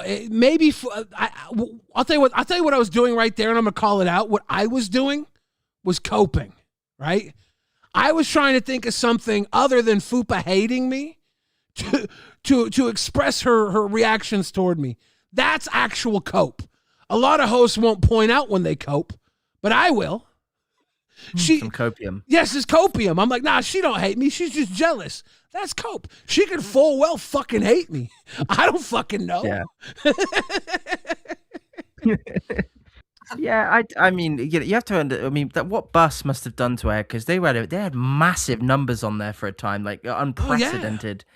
Yeah. I mean, I was a mod, and I saw the shit that she had to go through. It was fucking horrible. Like, there's no other way to say it. That girl, she came in guns blazing. She came in with 2 middle fingers in the air and was like, I will fucking go toe to toe with anyone, and fucking props to her, but that's. Harl the Instigator says, oh, I almost said a really mean thing. I need to smoke. Look, if it's about me, say it. I'll read it. If it's about someone else, put it on a $10 TTS and it will read it for me, so I don't have to be the bad guy. Thanks, Billy. Now, Oscar No Legs, who is a big fan of mine, I brought him up earlier as being a big fan. Obviously, he loves me dearly. Says, Billy is cheap. He has the same jumper on for days. I like it, dude. It's comfy. I don't know what to say, dude. I would change. A gray one on. I would change for you, but I really don't want to. Don't change for anyone, Billy. Never change for anyone. I don't, obviously. I'm the most set in his ways person in the LCU, probably. I don't think I change much. And it's because I do me. I do me. And if it doesn't work, I don't have to be here, but I love to be here, or else I wouldn't be here. So I'm going to do me.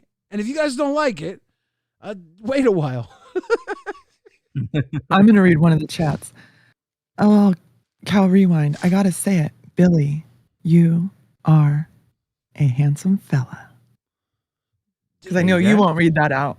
Why would you stop getting one guide? What the fuck? Hey, you deserve it. Every once in a while, I'm going to do that because you won't read those ones. You'll read the ones that talk shit on you. I'll read a really good one about me. Those people usually pay to send them, so I don't want to take away from the paid adulation. I want to drum up all the haters to be like, oh, we can get to him. We can get to him tonight. Maybe I'll put $10 in so he has to see mine, and I'll cut. It's all psychological. I'm just trying to bait. I'm just trying to bait the other trolls. I know I can call out Oscar. LolcowRewind receives a C. A breathtaking commitment to mediocrity. Ladies and gentlemen, we got another C. See you real soon. Why? Why? Because we love you. LOL Rewind. Dingy says, can you please do a side-by-side of Joe and Rastov? It's uncanny. I shall not. Neither of them have ever been in the same room as far as I know. But let me look him up. Let me look up his face. Hey, Rastov, could you chill? Shit. Oh, shit. Sorry. I had a flashback. Rastov would never let his face look so goonerish with the fucking... Right. You got the fucking computer screen glaring in your face. You look like you're in the goon cave 48 hours deep about ready to let your tantric bust out. Yeah. This is not okay. This is not okay. I love this. You're not just going to do your Peter Pettigrew and say, that's my friend Rastov. Chill. I will have you removed from the premises. They are in the same vein, Billy. This is copyright infringement on my boy. I'm sorry. Chill. Yeah. He's your boy. Guys, shame, please stop showering me with compliments. You're supposed to pay for those. I told you, the poor people talk shit. Thank you, guys. I appreciate you. They love you because you're real, Billy. Mm-hmm. You're no nonsense, and you're a gentleman. Well, they say real recognize real. So I can only imagine the people hating out there are fake as fuck. Yeah. Oh, that's gonna piss him off. Good. There's all these lonely people that sit on the internet dragging other people, and it's like, Papa, how could you call me lonely? Even if all I had in my life was what you see right here, right now. Read the room. People love me. It's like, do you not see the obvious? You probably don't. You're probably just special. And if that's the case, I'm sorry we stole Lolcow Pit from you. That was a mistake. That was a mistake. Hopefully we can get a full episode of Pit tomorrow with Keemstar live on the weekend to do the Twilight quiz with the Mafia Milkers. Tater and Tammy, who honestly, I was watching the show. I was like, oh, Tater and Tammy are back. I was sitting back watching, and I thought my internet went out. I was refreshing the page. Like, me too. And it's like the video was over. I was like, oh, okay. I got to talk to Tammy on the air. Or was it Taylor? Who was the Tammy 10, wasn't it? That was yeah. I got to talk to her on the air if she comes back at some point. I have things to say, not nasty things. I just want to talk to her. I think. Cooperative says, Billy, maybe stop insulting 90% of the Lolcow audience, moron. I got a problem to say, Cooperative. I'm only insulting the ones that insult me, and I'm entertaining the others, and I'll win you over in time. I know how you work. Crowds are fickle. It's only a matter of time you'll love me again.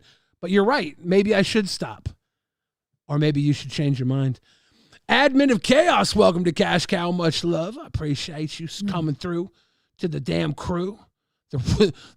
Can we call it the re-crew or the wind crew? Like, what would be a good way to piss off the pit fans? What was re-crews? No, it doesn't work. Retards. Yeah, hey, yo, welcome to the retards. Ricka retards here live at LolcowRewind. Yeah. I thought Keemtards was something he should have had made. Like, because I thought, Keem, like, you had the Whack Pack back in the day on Howard Stern. I always thought because Keem likes collecting interesting people in the world, and I thought he should have like a little band of people called the Keemtards. I don't think he likes putting his name on other people. It's his thing. It's his branding.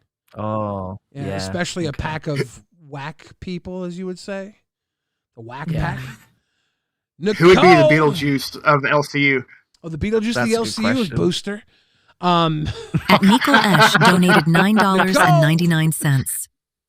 I've been here since Live was a live show. I'm a professional stream watcher. Fupa and Bones shouldn't criticize anybody because Nature is legitimately the worst show in LCU history. No hyperbole. That's rough because I feel like Nature is the cool show. The cool show before Nature was Cracked. But when Cracked left, I was like, okay, Nature's kind of the cool show now. Shit. When Boogie had his month where he was gay, he would have been a hay fever survivor. Okay, Harl the At Instigator. Harl the Instigator donated $20. I plead the fifth, Your Honor, but give me my Harlequin's house for wayward hoes. Let's go. Harlequin's going up on the Ricka Rewind randomizer. That's right. You're wheel tight tonight. If you win, Harley the Instigator, we're going to have the house for wayward hoes up. And you are, I don't know how to spell anything. You are boom, boom, boom on the wheel. We're 3 deep on the wheel with about 1 hour and 38 minutes left to go. Every $20 gets you on the Rewind randomizer, and the winner will be next week's sponsor. This week's sponsor is brought to you by Thirsty Quill Publishing. Get your copy of Blown Away by Love by Meekenhertz very soon. Yeah, that's Desi the Nephilim, Baggy 2988, and Blow Mama on the cover. A beautiful read, a hard cover to leave you hard. Got to pay the bills, guys. Got to pay the bills here at LolcowRewind. Thank you for the money. Thank you for the money. That's dude. So we're gonna be so rich. That's all it takes. I took notes from her. She said I wasn't entertaining. I'm really trying. I'm really. You're fantastic. Okay, good. You're trying. You bought multiple fries. Multiple. That's all it takes. That wasn't cheap. I know. And they were Ubered, and they were brought to me while I was sitting here, so they're kind of stale, but not that. I'm being real with you. Fries from McDonald's suck after 5 minutes. They're trash Yep. after 5 minutes. But I'm impressed. My goat won't even eat them. I'm impressed they have the red packages, because my McDonald's around here are all paper bag fries. It sucks. What? You can't get those classic red boxes around here. Yeah. You're very Those are real. Conscious of. Yeah, those are real fries. I thought they were joke size. That is insane. Oh my God. That's This is America. America. Fuck yeah. Wow, yeah, you can't do. Yeah. Shut up, pussy. Shut At up, Sling and pussy. Sugar 6715 donated $49.99. I didn't know you could Let's do fix that. that report card. Sling and Sugar. His month where he was You're gay. going up on the randomizer twice and holding on. At Holding On 3311 donated $20. Peter Enerbutt, sewer and drain cleaning. No hole too dirty. Thank you, Mr. Enerbutt.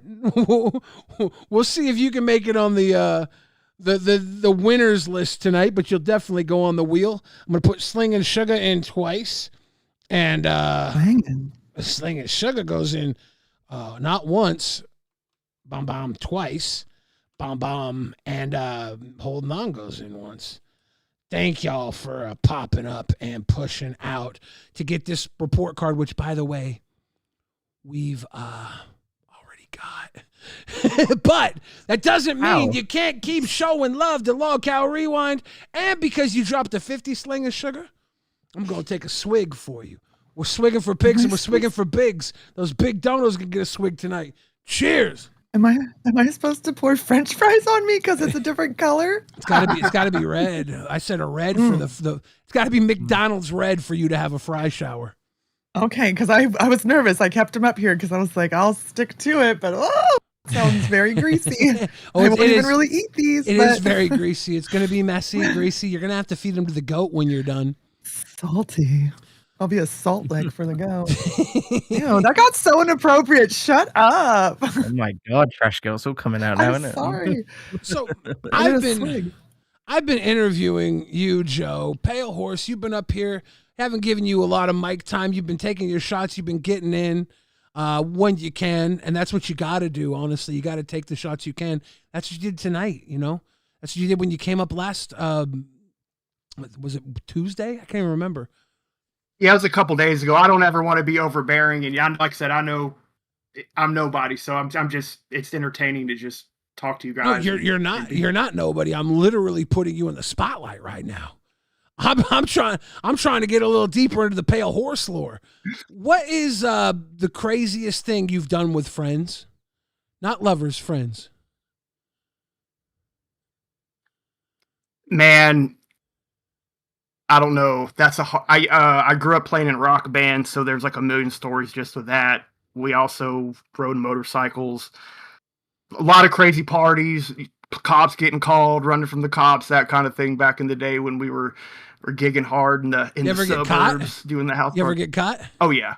What was? Oh, actually, yeah. That reminds me. This is probably the craziest thing. We were in like 9th grade. I lived close to my elementary school that I went to. We were all just hanging out at my house, we were smoking, whatever. And we got bored, like, let's go to the school. The playground's there. We'll dick around, whatever. For some reason, one of my friends started checking the windows, and one of the windows of the school slid open. And then we thought it'd be a great idea that we all snuck into the school in the middle of the night. And we weren't even like vandalizing it. We were just running around acting retarded in there.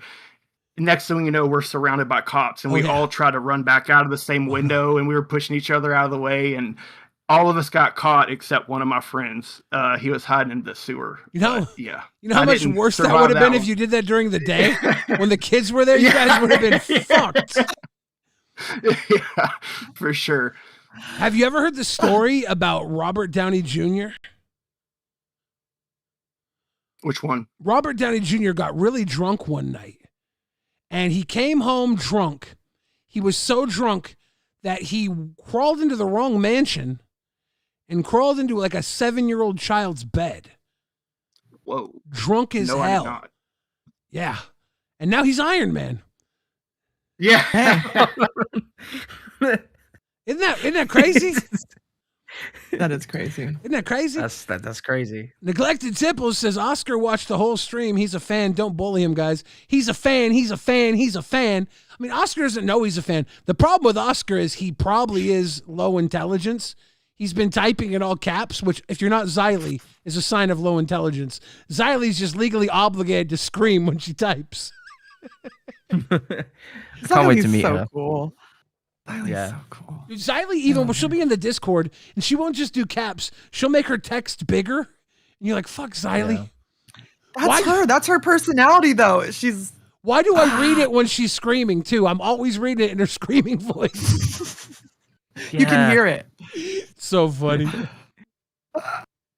Oh gosh. Were y'all close before the universe? You and Xylee? No. We followed each other from afar on Twitter. And we would always like each other's stuff. I respected her, but I didn't know her.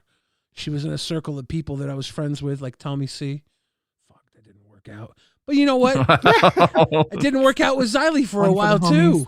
And the funny thing is, and I'm going to say this, and I'm probably going to get some heat for it, but it's a commentary community thing to fall out with friends. It's not a Billy the Fridge thing. Yes. I am so happy that Xylee and I are friends again. It really like going to Fat Camp, having that conversation with Xylee and just getting to be buddies with her again, and playing Magic cards with Boogie and hanging out with Brantley and Keem. It was like majorly important to me. I think everybody thought I wasn't going to show up because I was a week late, but I was just going through some serious health stuff, and I couldn't leave. And then when I could leave, there was a fucking winter storm right in the path where I was going, and I would have died if I drove that night. So I waited until the first day that the snow cleared, and as I was driving through the pass, you could see the remnants of a blizzard just fading away, and I'm like, I timed this perfectly. You know, I got out of Dodge perfectly. There was a time coming back where I was in, I think, a pass in, I think it was in Colorado. Can't remember exactly, but I thought I was gonna die. 2 times in the same day, I thought I was gonna die coming back from Fat Camp. First was maybe in Colorado. I think the first one was in Colorado. I was in like a dust storm, and my car was making this noise.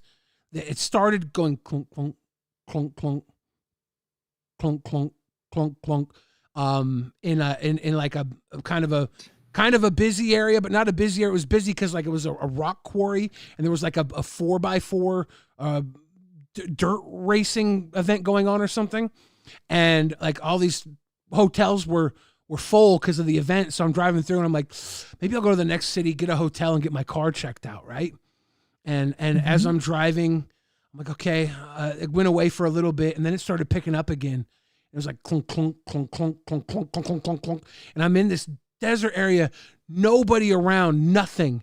And it just starts getting worse and worse. And I'm thinking my tire's going to fall off. I'm thinking my engine's going to go out, and I'm in the middle of nowhere. And I'm not the healthiest man. I can't walk to a fucking gas station or nothing. And in this weather, it would have killed me. I was like, okay, we're going to have a hard night in the desert until somebody comes with the jaws of life to save my ass in the middle of nowhere, right? And I finally get to an area with a gas station after like 20 minutes of I'm thinking my tire's going to fall off or something. And I get to the gas station, I pull over, I go to pull my phone out to look for like a auto service nearby or somewhere I can get towed to. And I turn my car off, and I'm sitting there looking on my phone, and I keep hearing the clunk, clunk, clunk, clunk, clunk, clunk, clunk. And I'm like, why would it keep going when I'm stopped and my car's off? And then I'm like, oh, the rock storm is just throwing tons of rocks at my car, and it's making noise that hits my car. So I'm like, my car is fine. I'm okay. I'm not going to get a hotel. I'm not going to stay here. I'm going to keep driving. As I keep driving, I literally watch a semi-truck wheel fall off right when I pull off this place. Semi-truck's wheel falls off right when I'm turning off. I see this truck go fly off the road, and it's right from where I was, except I took an exit. So I just missed getting hit by this semi-truck. The wheel fell off. I would have been right behind him, but I turned off.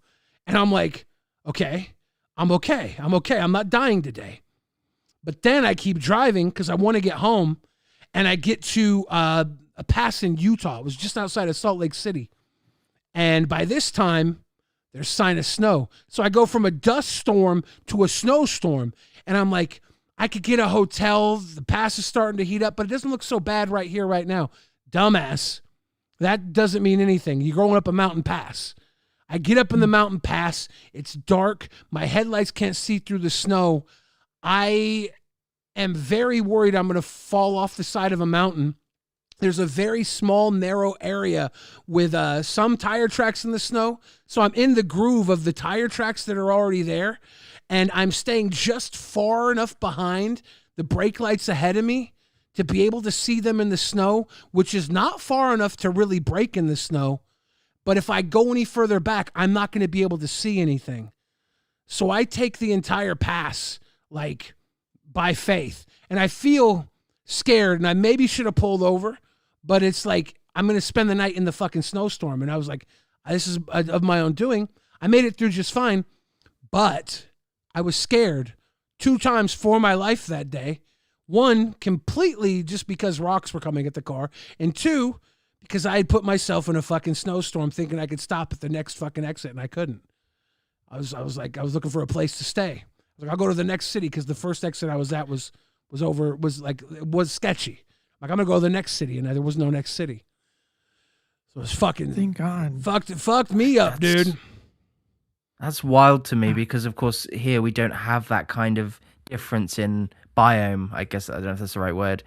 That you went from a snow. I mean, we don't have snow. We don't have storms like that. I mean, we have bad weather, but nothing like that. Yeah, I went from a Cars desert flying or what? sandstorm in the heat. It was like a sweltering heat desert sandstorm to a snowstorm in the same day.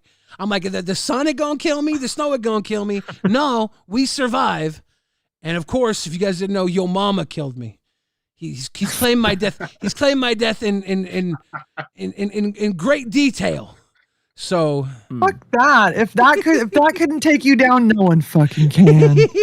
That's fucking, you cheated death, and he bro. says he's gonna kill me again. Let him try. Unfortunately, he only had 10 minutes to try today, so maybe he'll come up again another day and try. Maybe, yeah. I got to swing off, folks, but I will see you soon, folks. Yeah, it was really great to spend a little bit of time with you. And of course, good to hang out with Nice you, to meet you, Joe. sir. Thank you for the party, Joe. Nice You have to a good meet you, my night. friend. You too. Take care, friend. Ladies Bye-bye. and gentlemen, 3, 2, 1 Joe. You can find him on Lolcow Commonwealth. He's there with Iceman Oz for hopefully the foreseeable future tonight on Lolcow Commonwealth or earlier today. Keemstar was up I there. like Iceman. I know he's so controversial, but he's that person that you love to hate. I hate how he's like, but then I love it. It's so cringe and so good. He writes that line so good. Like, there's something crazy about him. There's something crazy. Yeah, he is charming, and he's hopeful, and he's fucked up, and he's sometimes not okay, you know? Like, it's weird. It's a weird dynamic.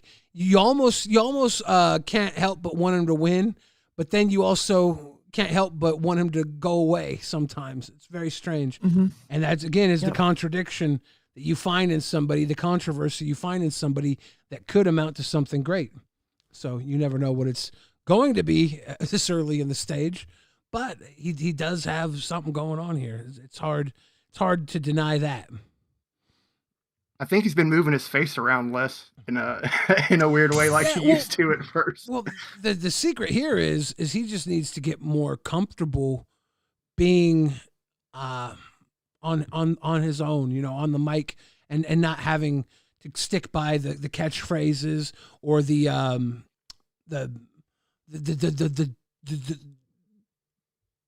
pet tricks, you know, the dog tricks, the dog and pony show, all the stuff that they make him do or that he likes to do to entertain, when he can just have a very straightforward conversation that has dynamic change, appeal, and structure with someone else that doesn't completely derail them. He's going to be able to go 2 hours without running out of gas, because he either goes way too hard or gives the person he's talking to like nothing to work with. And the problem I think him and Joe have ran into on Lolcow Commonwealth is they both get accusatory of each other. They both kind of attack each other and blame each other, and that's not fun. I think Commonwealth, the show, needs to be two guys working together to, you know, better the Commonwealth. They got to have a common goal, and right now they're not getting that wealth because they're not on a common page. I think we'll see what happens. Hell yeah, we'll see what happens.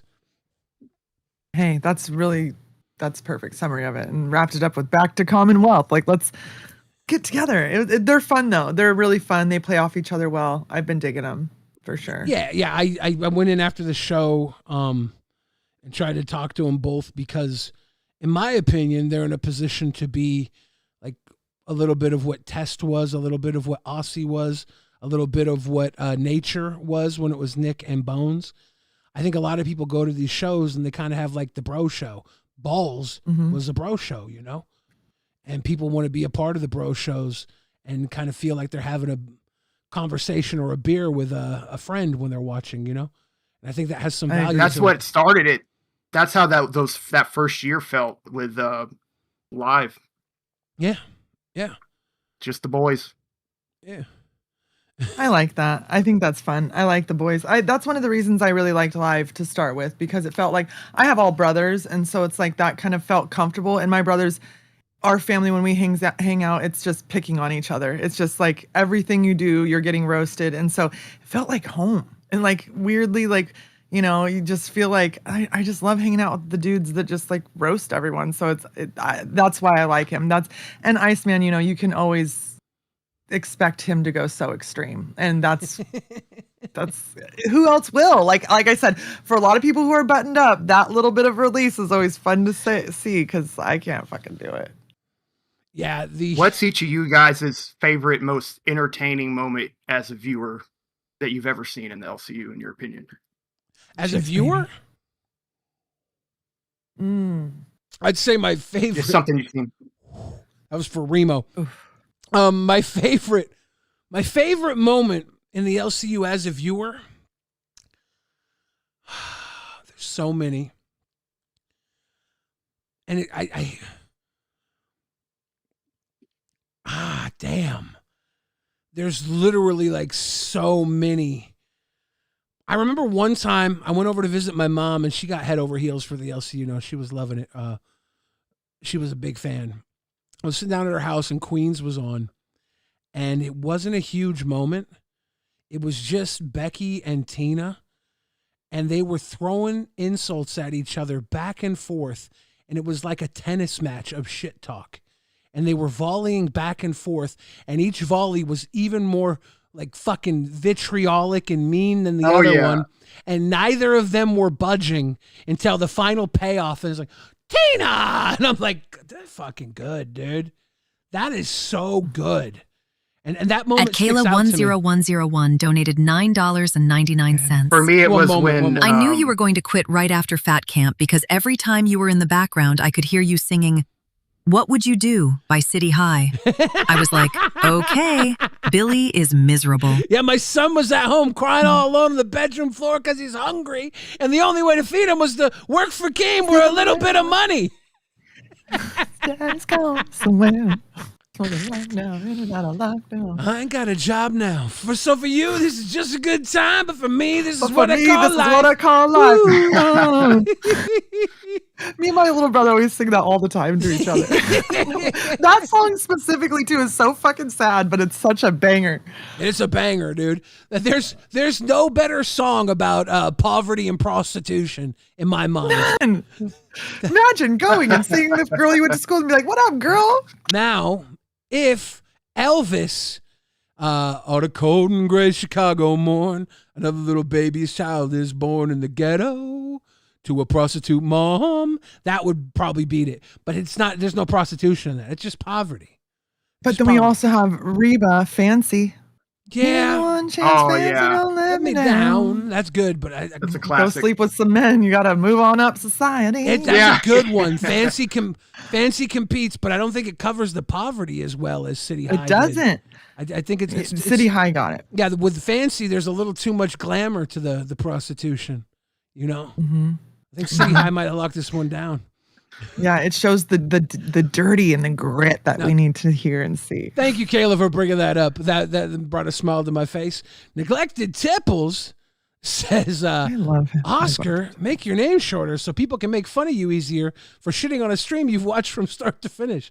I will tell you guys this. The Oscar hate right now in the chat, I feel bad for Oscar. Because all Oscar wanted to do on his Friday night was whip his little dick out, jerk off to me, and talk shit while he does it. Oh, yeah, this fat fuck. His life's not as good as mine is. Smelling his little dick hand. Oh, fuck yeah. No, Billy, your life must suck, right? He's just sitting there cranking his cock, talking shit. And now he's like, hold up. No, guys, stop. It's Billy that has a terrible life.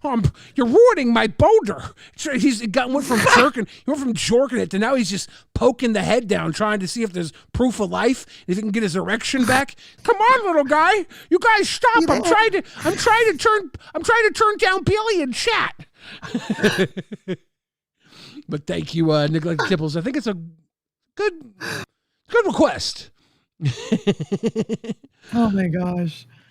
But yeah, now that we've got the down-nose through, and JB Shuggy says, Don't forget to use code YoungBill at checkout for the Thirsty Quill for 10% off your next order of $50 or more. Fact. Harley the Instigator says, if Oscar had legs, he could leave the stream. You guys, we must have 50 out of 50 Oscar's legs. We might have 100 out of 50 them. I think both of them are gone. Neglected Tipples earlier said, Oscar watched the whole stream. He's a fan. Don't bully him, guys. Again, I don't think you should.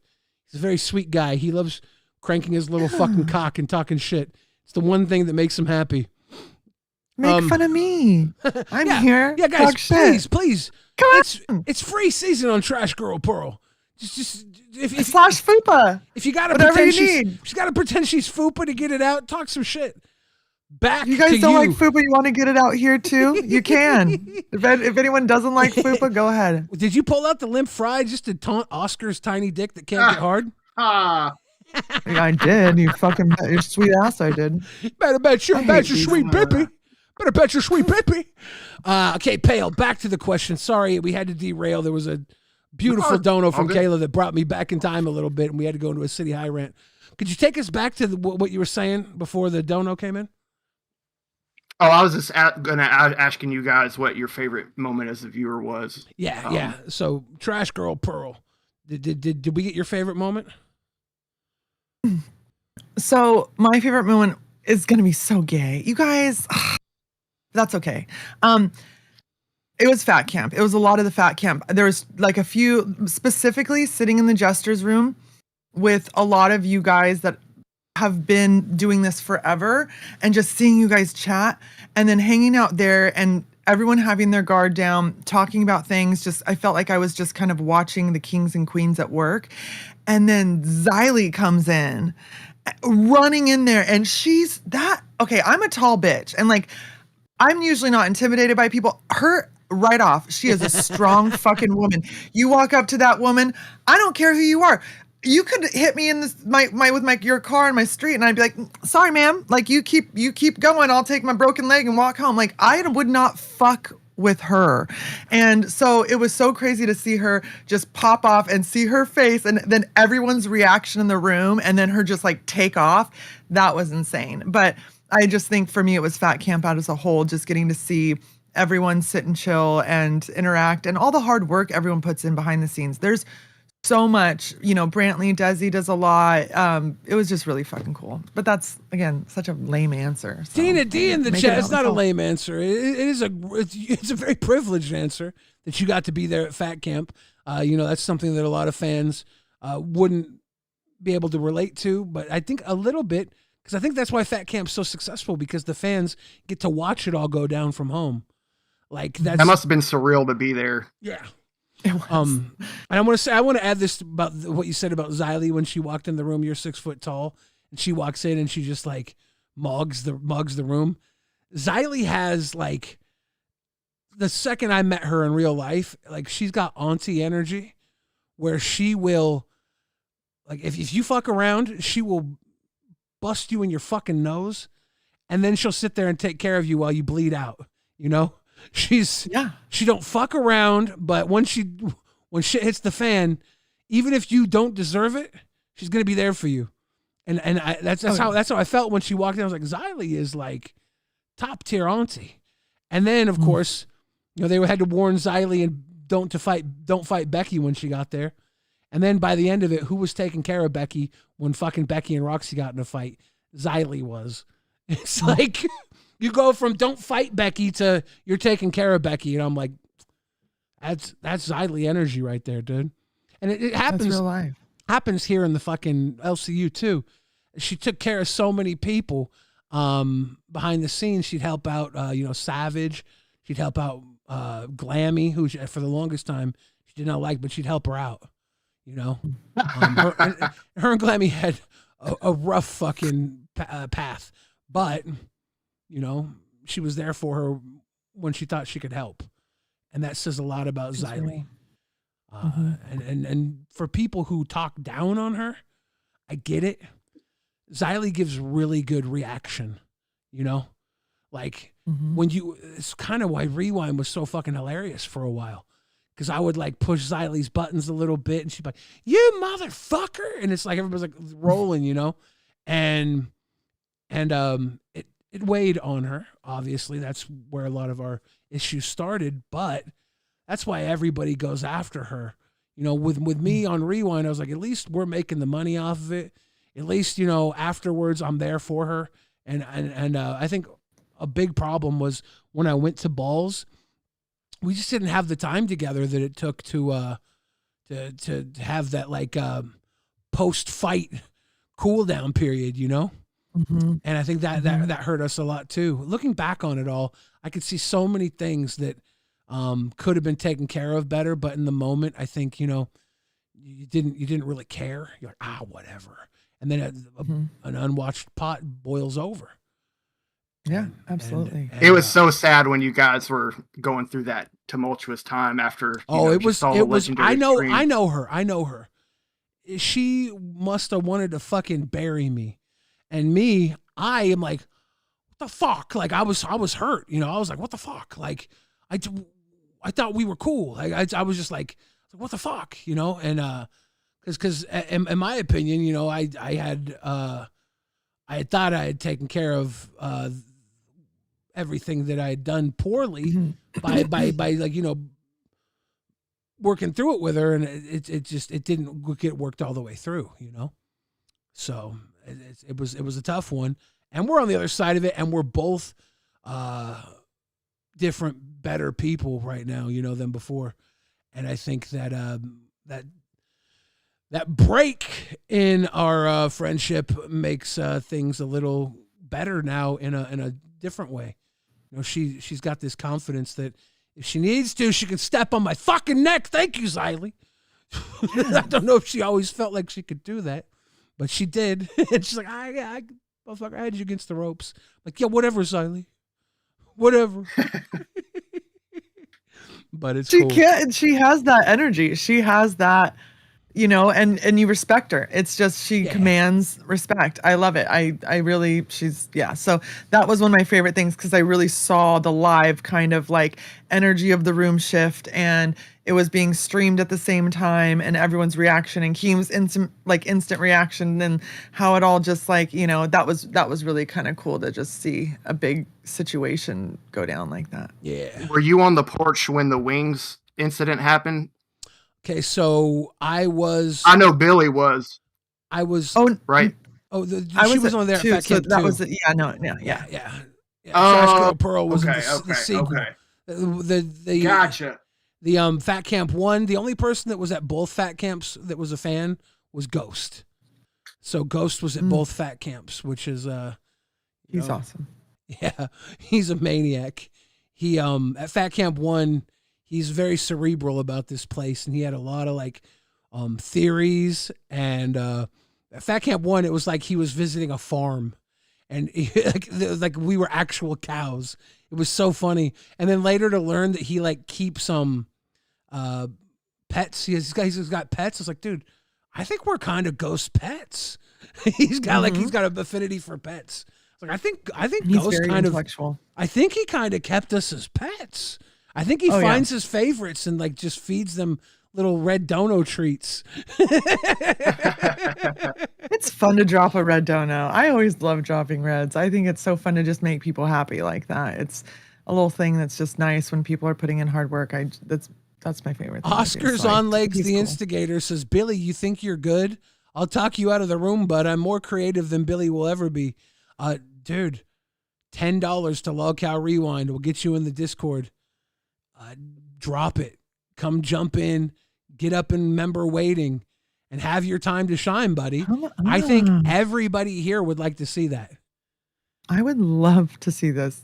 I think literally everybody here is clapping their hands, pumping their fists. Do it. Be a man, Oscar. Put your money where your mouth is. You're not down. $10 to LolcowRewind. Hop up in member waiting and have your moment. Soapy Wiener says, Billy, you just cut off Pearl while she was talking. Yes. You did? I do that. You know why? I'm okay with it. Because I get one guide by Oscar. And she's okay with it. If I know one thing, about Trash Girl Pearl, is that if I run her over, she will come back and get in there. She's been really good at that so far. And I do run you over a lot. Like I do. No, I like it a little bit. I just get in this zone where like I feel like as the elder on the screen, I have to try and drive the car. When Copper came up earlier, Copper gave me a beautiful performance from the porn parody of Die Hard. And I can't believe that was the parody. The whole time I thought he was reading the real script because, like, I haven't seen that movie in forever. I didn't want to say it earlier, but like, I really, really, really, really, really didn't. And so I'm sitting there like, oh, and then I was like, is this, because everyone always calls Die Hard a Christmas movie. Is this really in this movie? And not until you said it at the end did I not know that it was not the real Die Hard. Yeah. Oh my God. That was the moment of the stream where I felt good sitting back and letting someone kind of take the wheel.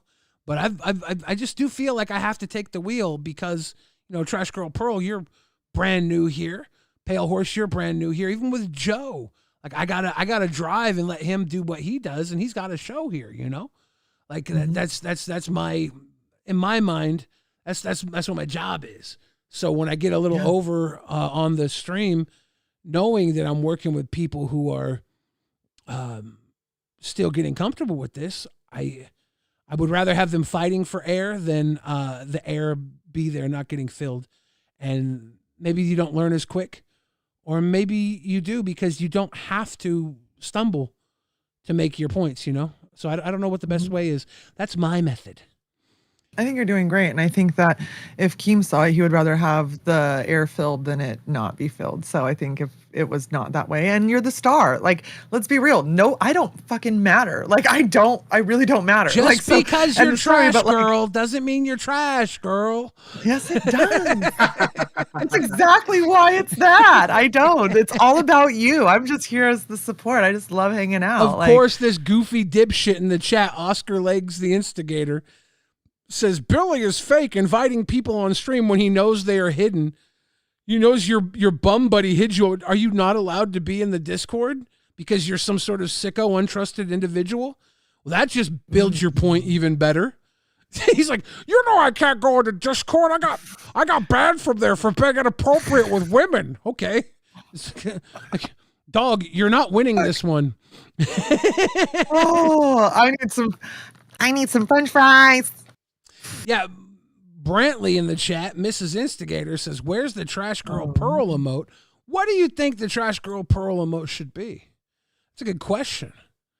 If we're designing a little trash can. A little trash can? Should it be a goat peeking its head out of a trash can? Oh, goat. I don't know. We'll work on that. We got the team, which is, I don't know. Anybody listening. If you want to work on a Trash Girl Pearl emote, we got the trash can, we got the goat, we got other identifying objects, including the hello there neon sign from Batman Returns. Michelle Pfeiffer, one of the greatest, and I'm going to say this, one of the greatest Catwomen of all time. I'm sorry, I give a lot of love to Eartha Kitt too. I don't know if I can give a defining choice between Eartha Kitt and Michelle Pfeiffer, but they're right up there at the top for me. Michelle Pfeiffer. Oh, are we comic book people? Pfeiffer had the better outfit. A little bit. A little bit. Do you watch the Marvel movies, Pale Horse? I did until Endgame happened. Post Endgame, I don't really care anymore. Well, it looks like Doomsday is picking up where Endgame left off. It's a continuation of Endgame. The new movie coming out, Doomsday. I'm so excited. They got Dr. Doom played by Robert Downey Jr. It's kind of a big deal. One of the things they've been talking about lately, and Pearl, I know you're in it to win it here. I could tell by your mannerisms you're going to be big on this. They're recasting the X-Men right now. They've got this guy Christopher Abbott playing Charles Xavier, Professor X, and they have Adam Driver playing Mr. Sinister.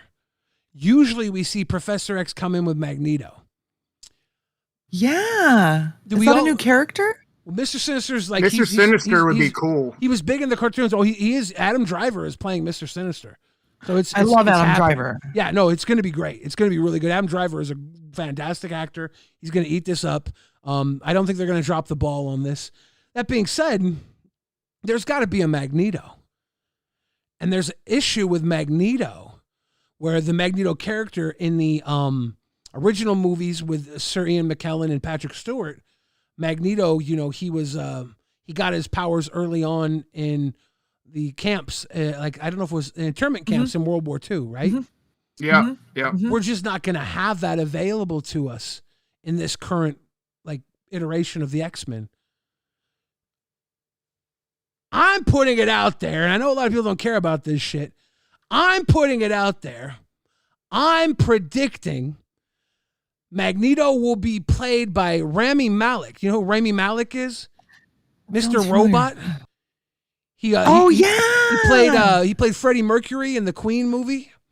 He's got a very distinguished face. I think he could be good. He's an Egyptian man, which is right there on the Gaza Strip. I think our Magneto is going to be from the Gaza Strip, not from the Holocaust. Ooh. And I think it's going to be a little different change. My young man probably is there with the Oslo Accords and has his powers come out on the strip. Am I crazy for suggesting that? Maybe. No, not at all. Maybe. But I'm shooting my shot, and I'm calling it right now in front of everybody. You heard it here first. And if somebody else has made this suggestion, I haven't seen it yet. No, and your predictions, we've been saying the last couple of days, you need to write for The Simpsons or tell me lottery numbers because your predictions are coming true all the time. On my old podcast, I predicted who played Qui-Gon Jinn in the Star Wars movie. He's from the I'm not good with names. Okay, so the chat's gonna tell me in a second. He recently was Frank Drebin in the National. Liam Neeson. Liam Neeson, yeah, the Liam Neeson, the Naked Gun movies. I called Liam Neeson being recast in the Naked Gun movies 4 years before it happened. I was like, dog, you know who's got. I was on my podcast just bullshit, and I was like, you know who's got kind of like Leslie Nielsen vibes. Because he used to be a serious actor that turned comedy in his older year, Liam Neeson. I think we're going to get a Naked Gun reboot starring Liam Neeson. And a few years later, I was right. Who calls that? Who calls that? They were listening to you, Billy. They were listening to you. The same man who sees Rami Malek as Magneto from the Gaza Strip instead of the Holocaust. It's true. That's crazy because I was so shocked when he took that role because he was in Taken. He's in all these serious action movies. I was so thrown off by him being in that movie. I would have never in a million years predicted that. He started working with Seth MacFarlane, which gave it into comedy, He had a show. Ricky Gervais had a show early on, and he played Liam Neeson it was a really funny bit with Ricky Gervais, and he was like, I want to get into comedy. And he's such a serious guy. Ricky Gervais is like, comedy? Why? He's like, because I got a good shtick. And he's talking about lists and how he likes lists, top 10 lists. But the joke was having to do with him connected to Schindler's List. And it was a really this. I don't know if this works. This is kind of dark, but it was funny. And then he moved on to work with Seth MacFarlane. They did some comedy stuff together. And I'm like, dude, he's gonna be Frank Drebin in Naked Gun. And a few years later, he did a good job. I thought it was good. I laughed my ass off at the hot dog scene, the chili dog scene. You know what I'm talking about? I almost died laughing. He's talking about his day on the stakeout, and he's like, at 12:30, I went and got a chili dog. It was very good. Unfortunately, my stomach started rumbling. And he's supposed to be on a stakeout watching everybody, and he's just violently shitting himself. And then as he's shitting himself on the stakeout, totally blowing his stakeout, he gets a second hot dog. And I'm like, this son of a bitch. This motherfucker. It was so funny. That's real life, though. That's just the epitome of life. Yeah. Jawbone says, Sir Ian is my Magneto. Sir Ian McKellen killed it as Magneto. The first two X-Men were fantastic. And every time he's came back, he's going to be in the new Doomsday movie, the Avengers Doomsday. We got Professor X and Magneto are going to be in it. I do believe I heard a lot of the old X-Men are going to be in it. It's going to be a pretty fun watch, I think. So excited. Yeah, it's going to be pretty big. It's going to be fun. You looking forward to the X-Files reboot at all? I was never a big X-Files guy. I know it's really good. I watched bits and pieces of it, but I never watched a whole episode.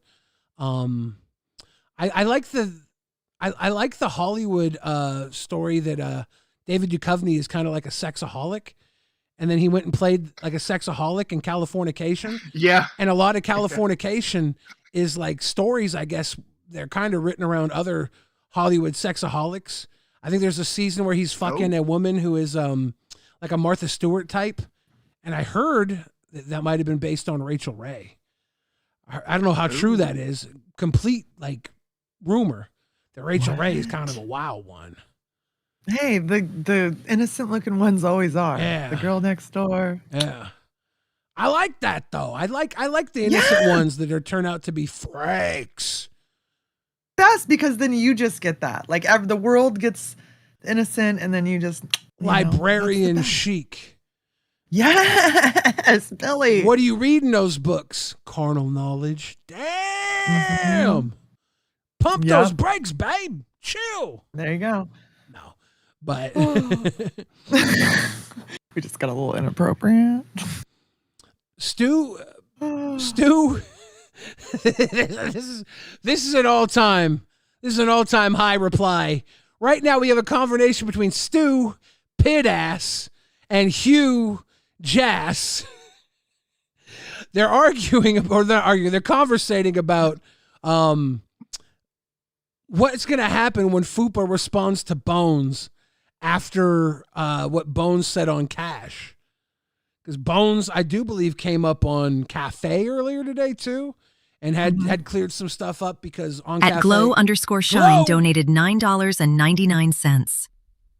There are rumors that the Fox 2000's X-Men are going to be fighting Tony Maguire's Spider-Man as a last stand to save each other's universe. So Spider-Man versus all the X-Men. Plug your ears. Yeah, Glow Shine. That I was refraining from saying it. I think that's going to be awesome. But thank you very much. Hugh Jazz says, "Oh, sorry, Billy, we were listening to you. No, don't apologize. I'm literally reading the chat right now to try and get morsels of things I know what to talk about that happened today, because there's so much I was a part of, so much I watched, and this conversation can't just be all about Marvel. As much as I love Glowshine for being as enthusiastic about it as I am, I'm so looking forward to that. But the Bones. He was saying about Fupa, I think, was it on Cafe? About how the Greys, about their struggles with the Greys there. Yeah. He's talking about the growing pains with Fupa, and Fupa was kind of like talking about, you, Fry Girl Pearl, and me, and how weak she thinks Rewind is. And then Bones was kind of defending it. And then at the end, Fupa even kind of fell back. Oh, she fell back. So it's like, it's like, it wasn't anything that she said that I took offense to or anything, Me neither. Yeah. Truly. Yeah. I'm nobody. I'm not trying to be anybody. And she has been here longer. She puts herself out there. She has every right to say anything. I even, like I said, I thanked her in Maine. I want to be entertaining for her. And I don't know what she finds entertaining. I can't be ALR. I just can't. So I figured she loves French fries. I know for a fact you could put on a couple pounds. You're too skinny. Fuck. I got 4 fucking things of French fries over here, and no one's making me pour them on myself. I'm sleeping with these bitches tonight. Just like, No, you're good. You're good. I'm just, I'm obviously teasing. Nobody can fill ALR's shoes. She's in a league of her own. She definitely is. Did you ever see, this is so off base, but she has my favorite clip of ALR, just because she said, is the one where she's like filming herself jumping off the smallest curb. It's like the curb is about this tall, and she's like, I'm scared, and is standing on it. That's my favorite, just because she's honestly scared, and someone backs up and films her, and she's like, oh, and it's just like 2 inches. Her ankles aren't built to take a 2-inch impact drop. They're not. She actually should be scared. Fair point. I just love it. That was one of my favorites. I just popped Isn't she really, really short for how big she is? I think she's 5'1" or 5'3". I think she's very short. Yeah, and I think she's 500 pounds or something. Jeez. Yeah, that's hard. That's hard because I'm 6'2", and I'm not too far from her, and I am above her. You know, so to be like a foot shorter and carrying a similar amount of weight is it's got to be tough. I couldn't imagine. Yeah. I root for her. I'll always root for her. I mean, again, she's one of those, she's like an Iceman. You like root for him, but you just love to see the crash out in the extreme. It's the best part about this place. Now, Jawbones, is any hope for the Gollum movie, Billy? The actor who played him is the director of the movie. It's Andy Serkis. I think Andy Serkis makes great films. I don't know how many of his films have been really well acclaimed, but I think they're great films. I don't know if they do successful at the box office. I think Gollum will. I think he knows the character very well. He made it his own, and a return to Gollum will be it'll be more successful than Baby Yoda. I bet. I don't know. I haven't followed the Lord of the Rings on the Amazon show, the Rings of Power or whatever. I haven't either. We were talking about it in VC the other day. Like, there's some people who are super Lord of the Rings fans, and I watched all the movies, but it was like I couldn't get through like the first episode of it on the TV show. Yeah. I haven't even tried. I don't have time to watch TV shows really. I started watching. I don't remember what it was. Oh, Stuart Saves the Universe. I love that one. Yeah, do you ever watch Big Bang Theory, Pale Horse? Oh yeah. So HBO just put out Stuart Saves the Universe. It's Stuart, the comic book guy from Big Bang Theory. And it's Brian Posehn who played the geologist at the college. And they get visited by Stuart from the future who says, you guys need to save the universe. Stuart fails to save the universe. You guys need to save the universe. They have a time, like traveling, multi-dimensional. I don't know if it's time traveling. It's a multi-dimensional machine that Sheldon and Leonard made at the college, and Stuart accidentally broke it, so he's got to be the one to fix it, I guess. He's trying to get to Sheldon and Leonard in their universe to fix it, and they keep going from different multiverses. It's a very fun science fiction sitcom with all the old faces showing up. I've watched a few of those, and they're short, they're easy to get in, and I like them. That's been my TV recently. But you're on Rewind, so you have to watch all the shows all day. Yes, instead of watching quality television, I have to tune in to my good colleagues here at the Lolcow Universe. Neglected Tipples. I was waiting for it. Neglected Tipples says if we all stop responding to Oscar, he'd bite his leg off or his finger or hand. Not his leg, because you have to respond to Oscar. It's literally negligence if you don't give him the little amount of attention that he unhealthily seeks. Appreciate you guys keeping him fed. Yeah, you guys have to feed him. He needs the attention. Guys, we are 15 minutes past the hour on this. It's been almost 3 hours of Rewind with zero planning, zero hope for humanity. I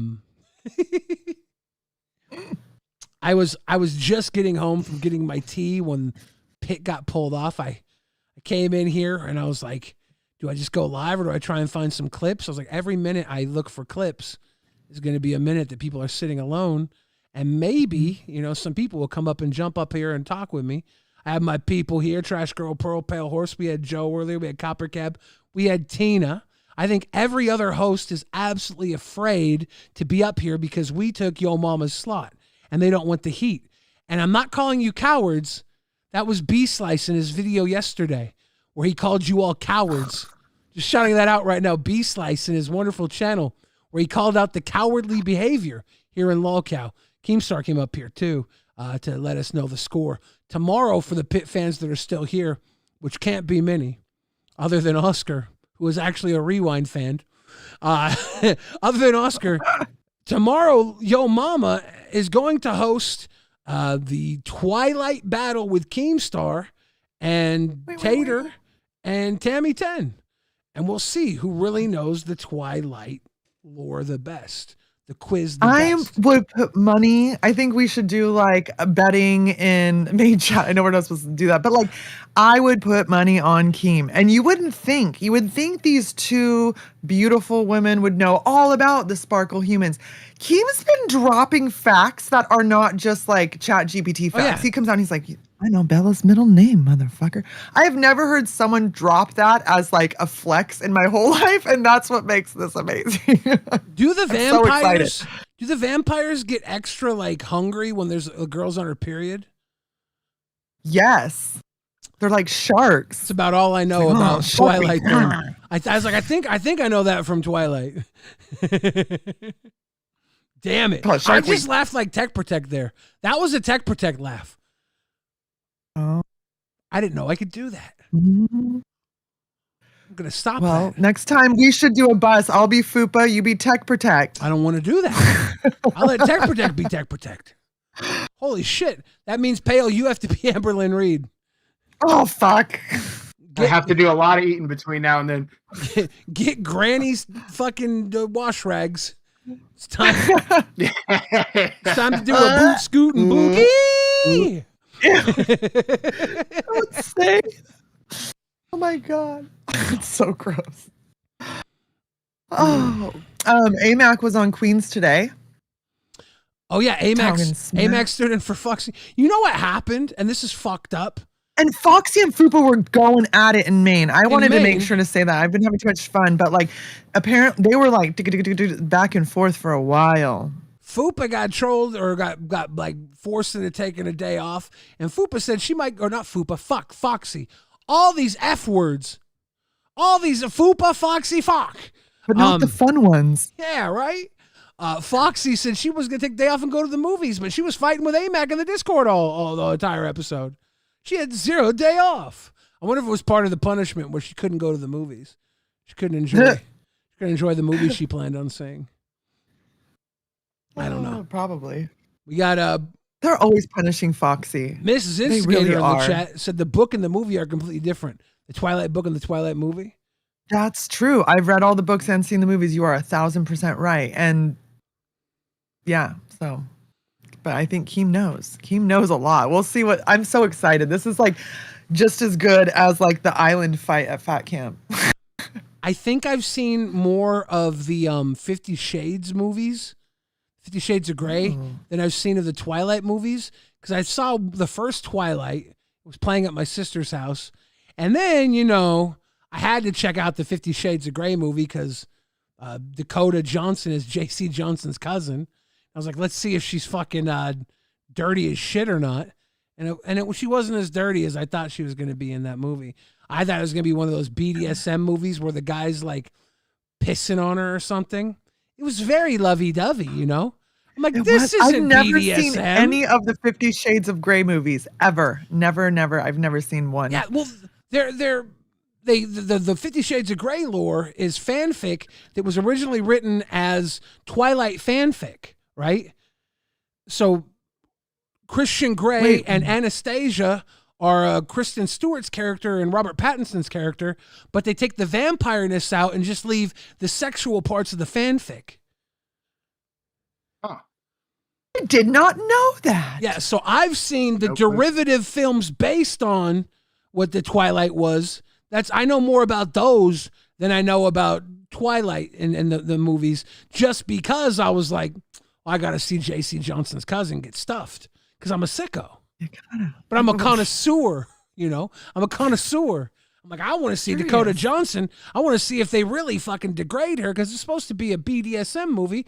And I know it's for moms, but I in my head, I'm like, I want to see what moms think is degrading. I'm like, oh, fucking tying a ribbon around your hand while you bend over a desk.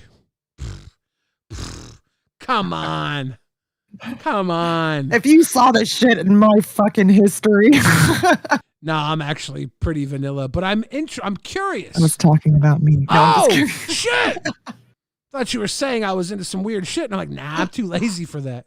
I'm too lazy for that. But I was curious. I invited my mom out to go watch it. Thought it would be fun because, it'd freak her out. She watch 50 Shades of Grey. Well, you invited your mother. It's the Billy, movie's, wait. Don't go past that, Billy. The movie's based in Seattle. No, we grew up here. It's like a hometown film. Billy? Yeah. You can't just glaze past that. You just said, I took my mom to see 50 Shades of Grey. I invited her because it's like based in Seattle. It's basically a mom movie, So I'm like, maybe if I to attend with your son. Maybe if I go with my mom, it won't be as creepy, right? Because if I go with my mom, I'm obviously there for the art, not for the sexuality. The art. Did you read the magazines for the articles? I read it in a magazine. As a kid, and I will say this, as a kid, I had access to mini Playboys, like mini Playboy magazines. And yes, every one, I turned to the page with the little cartoon girl that like, she would have like little excerpts written in little cartoons, the little cartoon pinup girl. She'd be like sitting in a martini glass or something or being sexy. And I would read that shit as a kid. So even then, I did read for the articles. You did read for the articles. Yeah. Hey, that makes sense then. You defended yourself, point proving. Okay, continue with your story. Yeah. Sorry, you invited your mom to see 50 Shades of Grey. I had to stop you. Yeah. Well, did your mom like it? We didn't go. I didn't go. I didn't see it in the theater. I watched it. I downloaded it. I stole it. Guys, I stole 50 Shades of Grey. Yeah. I'm sorry. I'm sorry. I'm not going to get Pee Wee Herman. How dare you?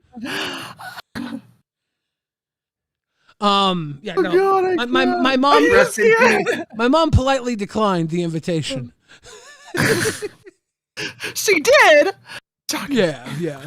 No, we were leaving a movie. And Jolie said, "You want to go see that one, Mom?" And she looked at it and she goes, "No." I was like, okay. Oh, she sounds amazing. Yeah. The Five Dog says, Billy, did you ever see Sable in China's Playboy? I own Sables in China's Playboy, and I had it in a shoebox with the 4 original TV Guide variant covers with Stone Cold Steve Austin, The Rock China, and Mankind, I believe.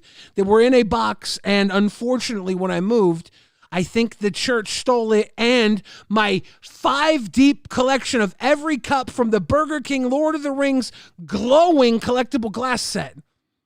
I had 5 of each in a box, and the church came to clear out some of the clutter, and they stole my fucking porno mags, my TV guides, and my Lord of the Rings collector glasses from Burger King. 5 full sets in box, mint condition. Damn. That priest had a really good night, though. Dude, I hope they didn't get it and be like, oh, wizardry and smut and throw it away, because that would fucking they were excited, Billy. That's why they stole it, because they were like, we don't get this. Look at this collection. I'm taking it home. I can't buy it. I hope. Harley the Instigator says, good job, Mama Fridge. Yeah, Mama Fridge. I was never gonna go see that shit with my mom. Are you psycho? I did invite her though, and it was 100% a joke. And I believe it. And then Miss Instagram says the back of the seat in front of her was soaked. I love. What are we talking about? What are we talking about, Miss Instigator? What are we talking about, Mr. Stark? No. Mr. Stark, I don't feel so good. I think Brantley just Thanos fapped my mom. No. Barely can. She's got a tongue on her too. She's someone who I think could go toe to toe with your mom, and I can't say that about a lot of people, but I think she could. She can't. She can't. She literally can't, because the second somebody says something back to her that's even like mildly fucked up, Keem's gonna kill him. Oh, well, that's fair. Okay, if she didn't have him, I feel like she could, but she can handle it. For the sake of whoever she goes in on, she needs to show restraint, because Keem will fucking kill them. Rightfully so. Hey, isn't that what a marriage is? Isn't that what it all boils down to? Keem's like, look, I wish I could, but I can't trust myself. If someone says one thing to her that I don't like, I will kill them. He's like, that's fair. Hey, I'm the same way with my wife. What are you gonna do? What are you gonna do? 100. Come on. Brantley's like, put him up. Put him up. He's like, please, fucking don't. The blood will be on my hands. You'll get the W, but I'll have to deal with the blood on my hands, Brant. Stop. She will get the W too. Oh. Cheers, you guys. Happy Friday. It's been a fucking hell of a week. The Fife Dog says, oh my God, Billy, can you please time out Oscar Legs, the Instagramer? I'm going to tell you what, Fife Dog, I can't, because every other detractor that comes in here sees his shit and thinks, God, do I look like that? And it runs them off. This is like the fly trap. Oscar is the fly trap. So all the other flies say, oh God, we're like that? Nah, I'm good. Otherwise, sorry you guys have to suffer through it. We're fumigating the chat. Appreciate We're like you, killing though, the Fife. spider and leaving it and saying, this is what we'll do to you if you come around to the other spiders. Yeah, no, they're like, literally, people come in here, see shit like that, and they have like these self-realization moments. Like, I really hope I don't look like that when I talk shit. Like, it's like, No. they become self-aware that maybe it ain't cool. Because he makes it look so fucking uncool. He looks like a derelict, like obsessive idiot. To me, this is just a good time, but for him, this is what he calls life. Ooh. What would you do if the trolls were at home sitting on their keyboard trying to be a retard? Too poor to throw a little bit of money to talk that shit, so they type for free. I love it. Well, for me, he might have, we were talked about, maybe his boss yelled at him today and he's taking it out on you instead of taking it out on his family. That's just the role that he wants you to play. See, for you, your boss probably let you shot down. Me, this is my job now, so you can get locked out. See, for me, this is just a good time, but for you, this is keyboard life. Ooh. That song is so good. You could use so many things. Yeah. Fuck, I love that song. They did not get enough credit for that song. Speaking of songs, it was so fun jamming out to your music yesterday, Bill. It was like, I showed my wife after I went out there. I was like, no. We got to finish this song real quick. I'm on a vibe. We're vibing. Yeah, no. I don't drink except for with you. So she's been like, we look at you drinking. And I'm like, yeah. Yeah, I played the second song specifically because one of the little hater shit talkers was like, Billy, usually talking shit all the time. So Billy, play dumb next. And I'm like, oh, little hater. I know you love me. I got you. So I played half of it. Edged him. Oh, you're almost there. Bye, gotta go. And then we pushed everybody off to Nature, Lolcow Nature, and they had their very critical show. And I'm glad they do. I don't want people to be cowards when it comes to me, you know? I think a lot of my problem the first time in the LCU is people thought that, I was impossible to deal with. I know in the chat right now, a huge ass. One of his guys, Nightmare, and I went at it. And he's like, fuck Billy, quit, leave Nightmare alone. All for the longest time. And I'm like, dude, I'm just being me. He's like, no, man, you're like Keemstar. You can't fuck with you. You just fucking leave people alone. I'm like, I don't know how. I don't know how. And then so you do. But Nightmare was like one of the first people to like really push out and test me, you know? So like he had balls. Then I got to do Lolcow balls with him. But I think for a long time, a lot of people were like, nah, don't fuck with Billy. And I think that's kind of what it is with Yo Mama right now. Don't fuck with Yo Mama. And it's like, it's like, y'all, like, trust me, we're all fucking dumbasses. We're all here playing. If you think anybody here is too tough, they would be doing it on their own. Like, we're all so broken and weak. We're all here because we needed Keemstar to hold us up, you know? Or else we would have been doing this on our own. You can't let anybody here act like they're fucking big tough guy. Everybody's got Keemstar's milk. We're all sucking Keemstar's baba. We're all basically on a fucking incubator, a Keemcubator. Careful doing that. Like You might get the phantom. island of misfit toys. I'm here. I'm talking about milk and things. Let's just calm down. Oh shit, Hugh Jess, are you serious?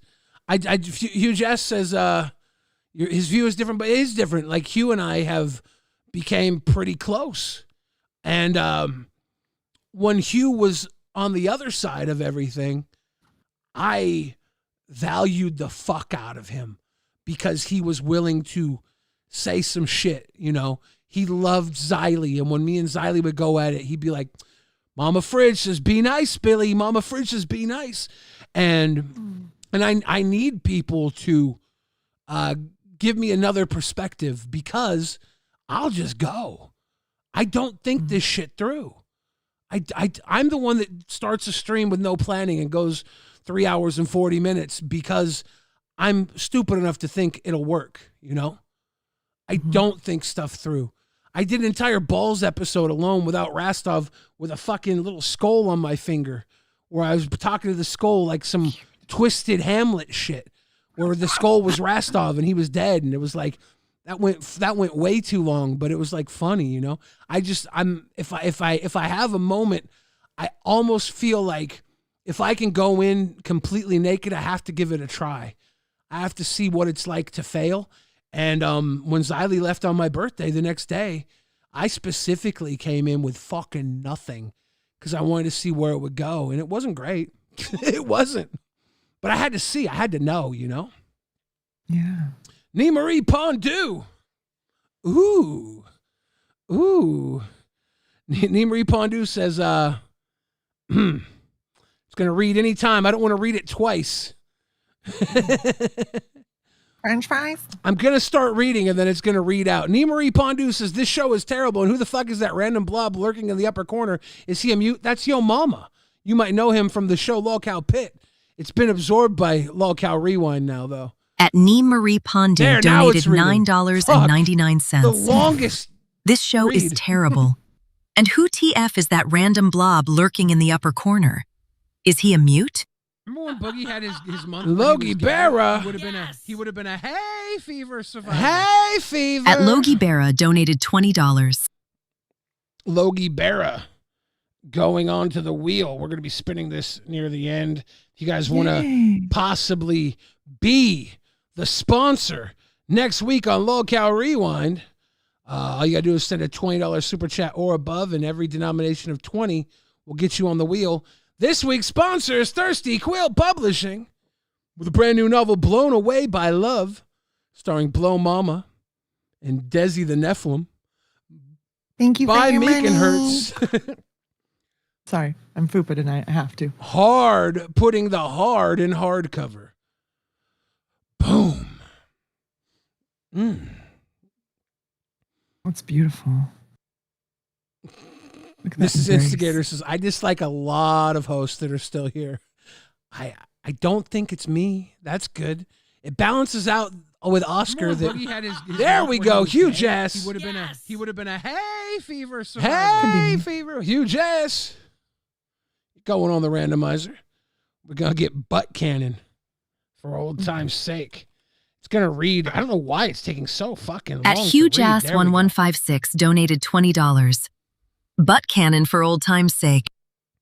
There we go. We got the butt cannon blaring, baby.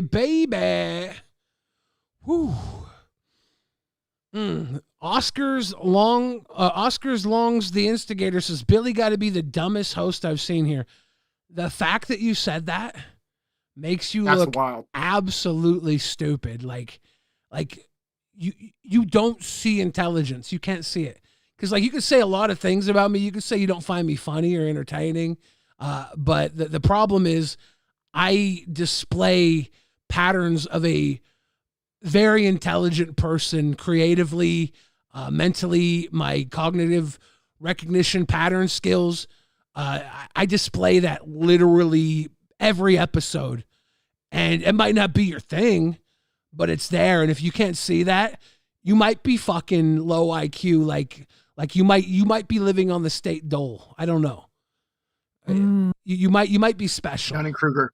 Yes. What would you do if your son was at home? tarding all alone on the fucking keyboard because he's dumbass. And the only way to stop him is to turn on the greens because he ain't got no money. Oh. I'm actually very intelligent. Like that's like, I don't care. That's indisputable. That's you can't actually say I'm dumb. I took an IQ test with Rastov on Local Balls, and I scored 2 points higher than him, and he scored in a very, very intelligent level. Receipts. That's right. But you probably think smart people are the ones that can fit their own dicks in their mouths. And I got a big belly, so I guess in that case I'm not that smart. Damn. The smartest one, I think. Paranormal says, talk about your IQ like drinking on a live stream and then going to get something to eat while driving in your car. Let's talk about your IQ. You said that right. I drank on a live stream and then went driving in my car to get something to eat after I sobered up. Like you said it. That's all there is to talk about. Billy. What the Xylee in the chat. It's wild. Oh, Xylee. I told you when she enters the room. Oh. Yeah, Xylee said Sonny is getting on her nerves right now. I wonder what Sonny's up to. I'm sure he's having fun being with his mama all the time, having her in a probably better mood because she gets to focus on Xylee time a little more. I imagine Xylee's been doing pretty fucking good lately. I imagine Xylee is kind of like excited to come back, but also like, wait a second. Look at what I'm losing. Probably. What's your favorite part about being back this time around and keeping you like enthusiastic about it? Because you seem like a totally different person since you've come back this time. Well, in a good way. Yeah. The moment I came back, like I missed everybody, and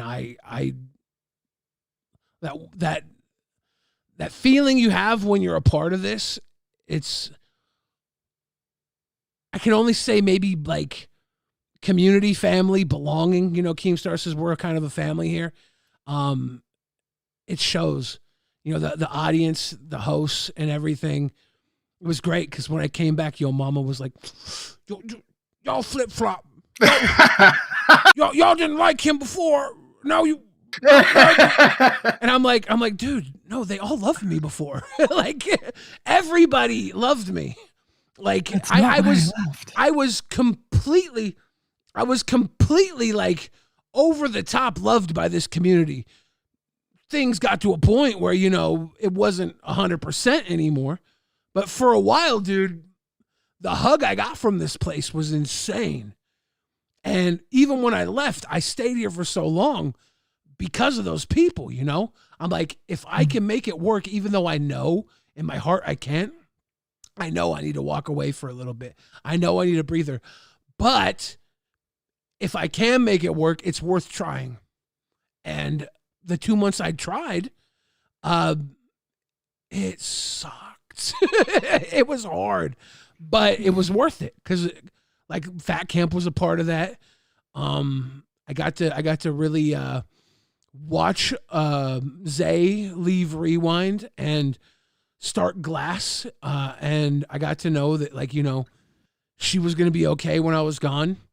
I got to watch Nightmare go to live, and I don't need to stay for Gold. I don't need to stay for Rewind. My people who I was in this with, when I started feeling like I got to leave, they're good. They've moved on, you know? So that was very important. It was just really the audience that I was fighting for every day. You know, I don't want to leave the audience. And when I came back, it was like immediately plugged back into the people. And I was like, fuck, this is why I tried for so long. This is what I've been missing. So that was... We were so stoked when you came back. It meant a lot. It does. And you needed to take that time. And you didn't take that time because you didn't have the fans and the love. You needed to take that time for personal. Dude. So you came back we were here ready and waiting, and I'm so happy you're back. Yeah, you're such a talent. And you lock in so well. And you were talking earlier about kind of like, oh, over talking. But like all of these people, listen to who you just mentioned.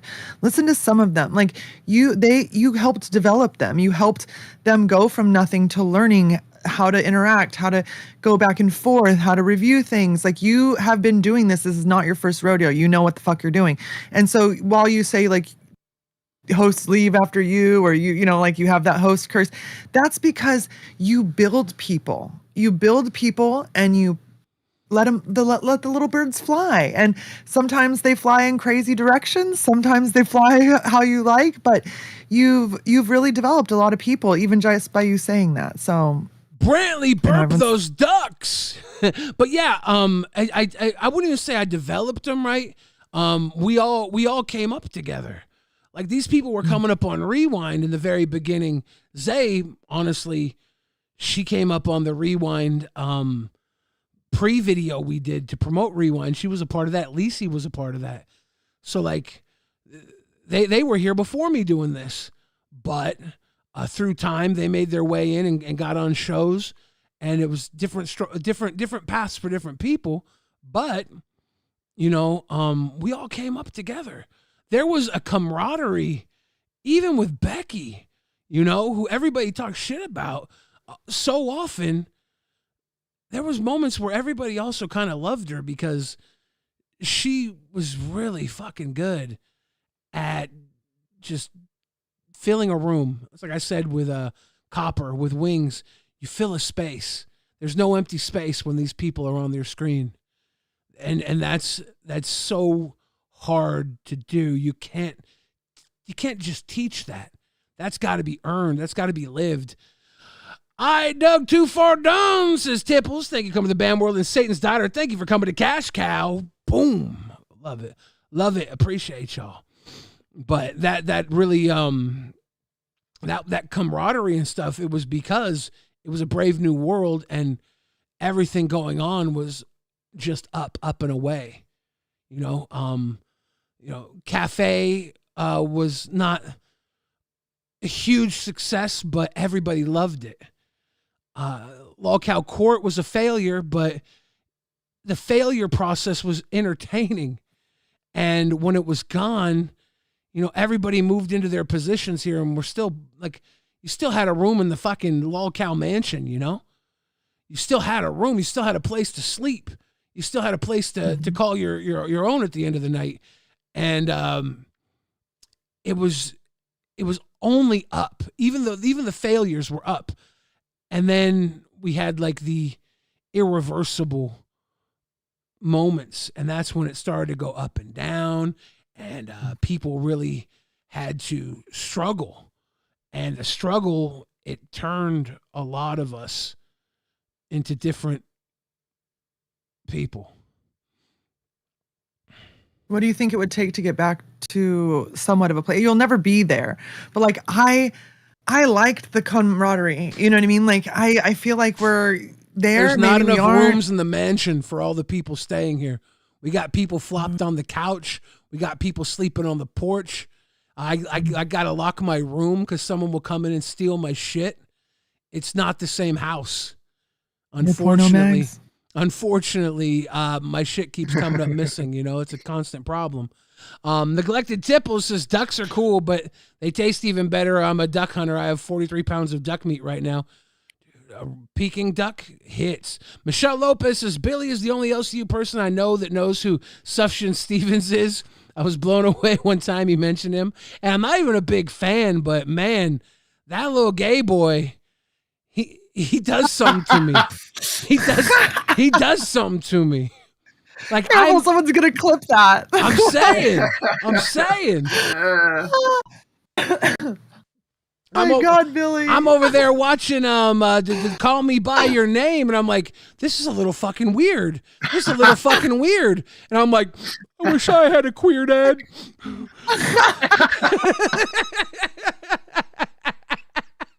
my God. Oh, thank you, Michelle. you kill me. Hopefully that wasn't too insane. I just gotta adjust after that one. Yeah. Where were we at right before that? Because I feel like we had something unsettled. I don't know. We were talking about You and the LCU.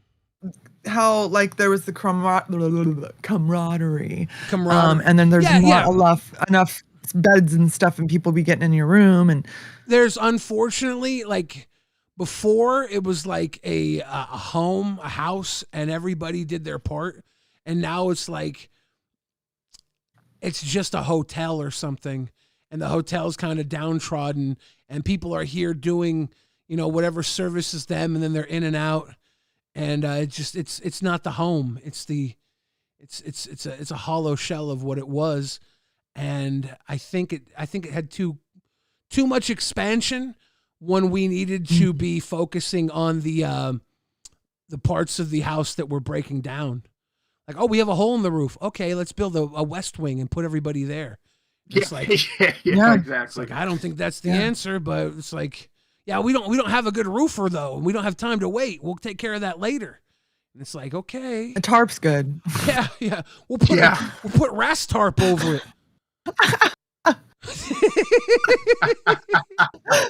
He did really good in that chair. Like Ras, I talk shit. He's my friend. Yeah. He couldn't fill wing space, but he sure fucking filled the wallet. Damn, they did really fucking well with him. The turnover here has been crazy the last few months. It's just been like a meat grinder. Well, yeah, I mean, I think what I can see it as a fan, just from if I can interject, is like people come in and I see it all the time, and they just want to be Billy. They want to be Boogie. They think it takes nothing. They think that if I do X, Y, and Z, I'm gonna be them. And it's like, you have to know your role. You have to learn. You don't walk into a multi-million-dollar company or corporate office and think I'm the VP of operations. No, you're not. You're gonna be the janitor. You're gonna be moving up the fucking ranks. Paranormal says, what the fuck is Billy talking about? Before it was a glaze session and ass-kissing university, no one was being real with one another, a cluster of fake people. You need that real person, and Xylee wasn't it. Paranormally, like, who do you think those real people were? Because I would love to respond to that, but you were very vague. Who were the real people? Because what we had back then is we had talented people that didn't need to call out the obvious. You dumb shit. It's obvious Boogie and Tina don't fucking add up. You're the idiot that thinks there's somebody that needs to be held accountable for being a fucking lolcow. That's not what this place is about. And anybody who tells you that person's bad here is a bad faith actor. They're trying to grift your fucking money out of your pocket because you're a dumb bitch that comes to the LCU for right and wrong. So rethink who the real one is here, because he's really only picking your fucking pockets, you dumb shit. But you can't see that because you love glugging the fucking liar who's riding your throat so fucking deep. Dumbass. Now drop the name and see who that is.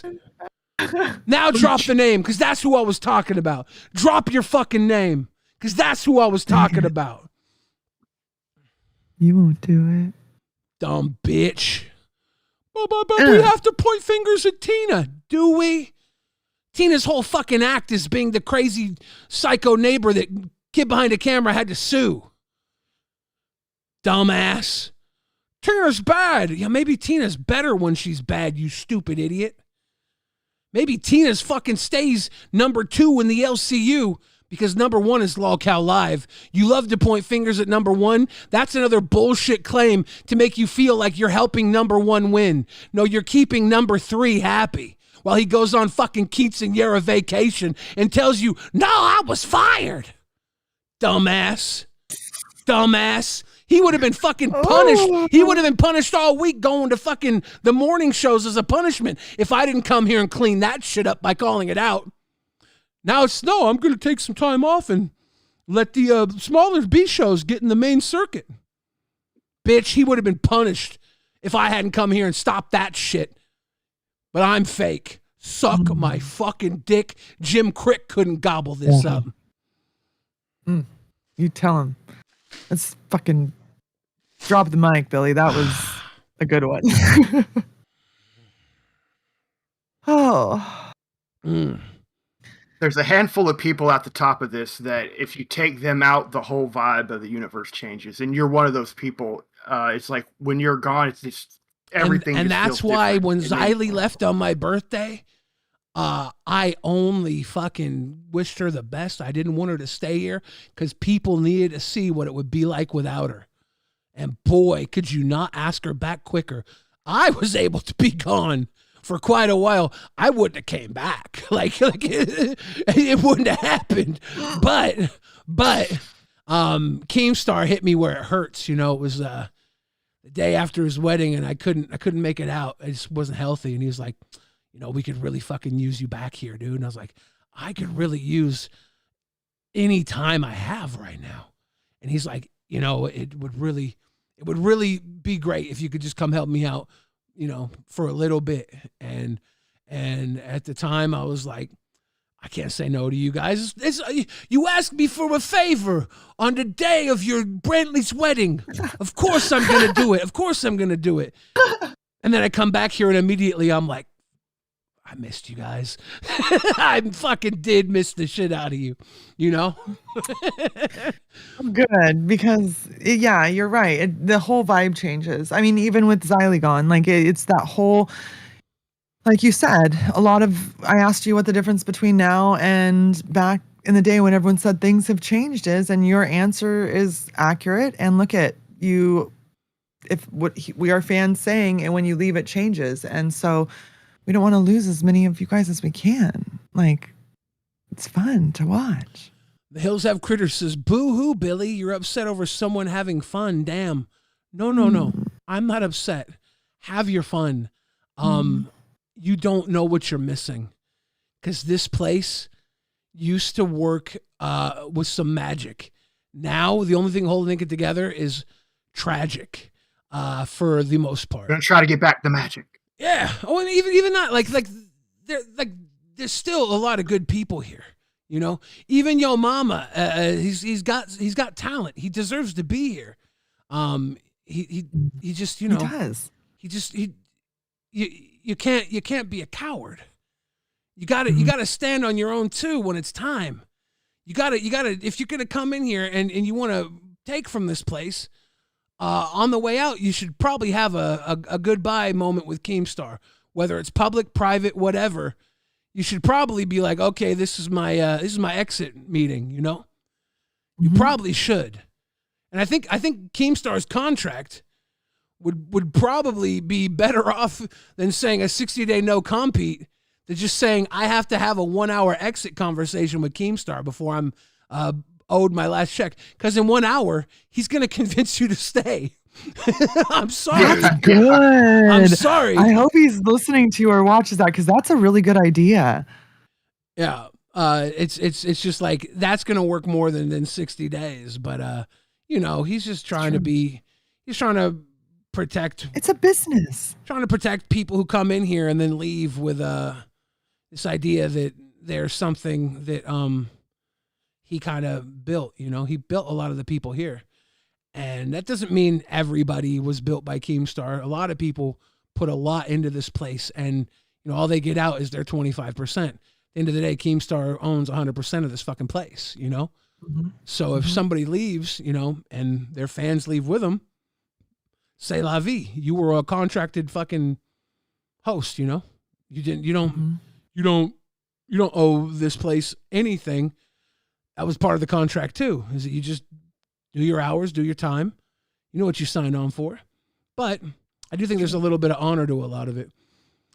And Neglected Tipple says, my one criticism is I wish Pearl said more because she's great. Make a Pearl Rocks Your World segment.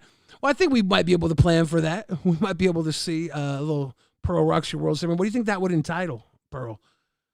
Oh, we can do some things. I have some ideas, but I don't want to. I'm trying to just, you know, again, I'm here to just hang out and be your friend, and you know, like, so I don't want to railroad anything. I, you know, am enjoying being here, and I'm here for you. I'm here for fucking Billy. I'm here for the LCU overall. Yeah. And all of the shows, but Billy, Billy fucking knows, and I've been drinking tonight, and I don't drink, so you can't ask me that shit at the end of the show. When Keemstar did the viewer thing, I thought it was really smart. I thought, on top of what Yo Mama was doing and what Tommy C was doing, it was negligent, and he shouldn't have been piling on when they were piling on people, because the three of them became the Hydra, the three-headed dog, and that's why so many hosts left, because they had to take it from Yo Mama, they had to take it from Tommy C, but then they had to take it from the viewer too. And that was the death kill. That being said, every time I would watch those streams, I was seeing what Keemstar was doing. He was giving you a cheat sheet for what he thinks you need to do to succeed. And Glammy saw that. Other people didn't. And it's really hard to see that when the rest of the universe jumps on you, jumps on your back. But that's a moment where you can have an Olympian moment, a champion's moment, where you can have that push that pushes you beyond something you're currently capable of.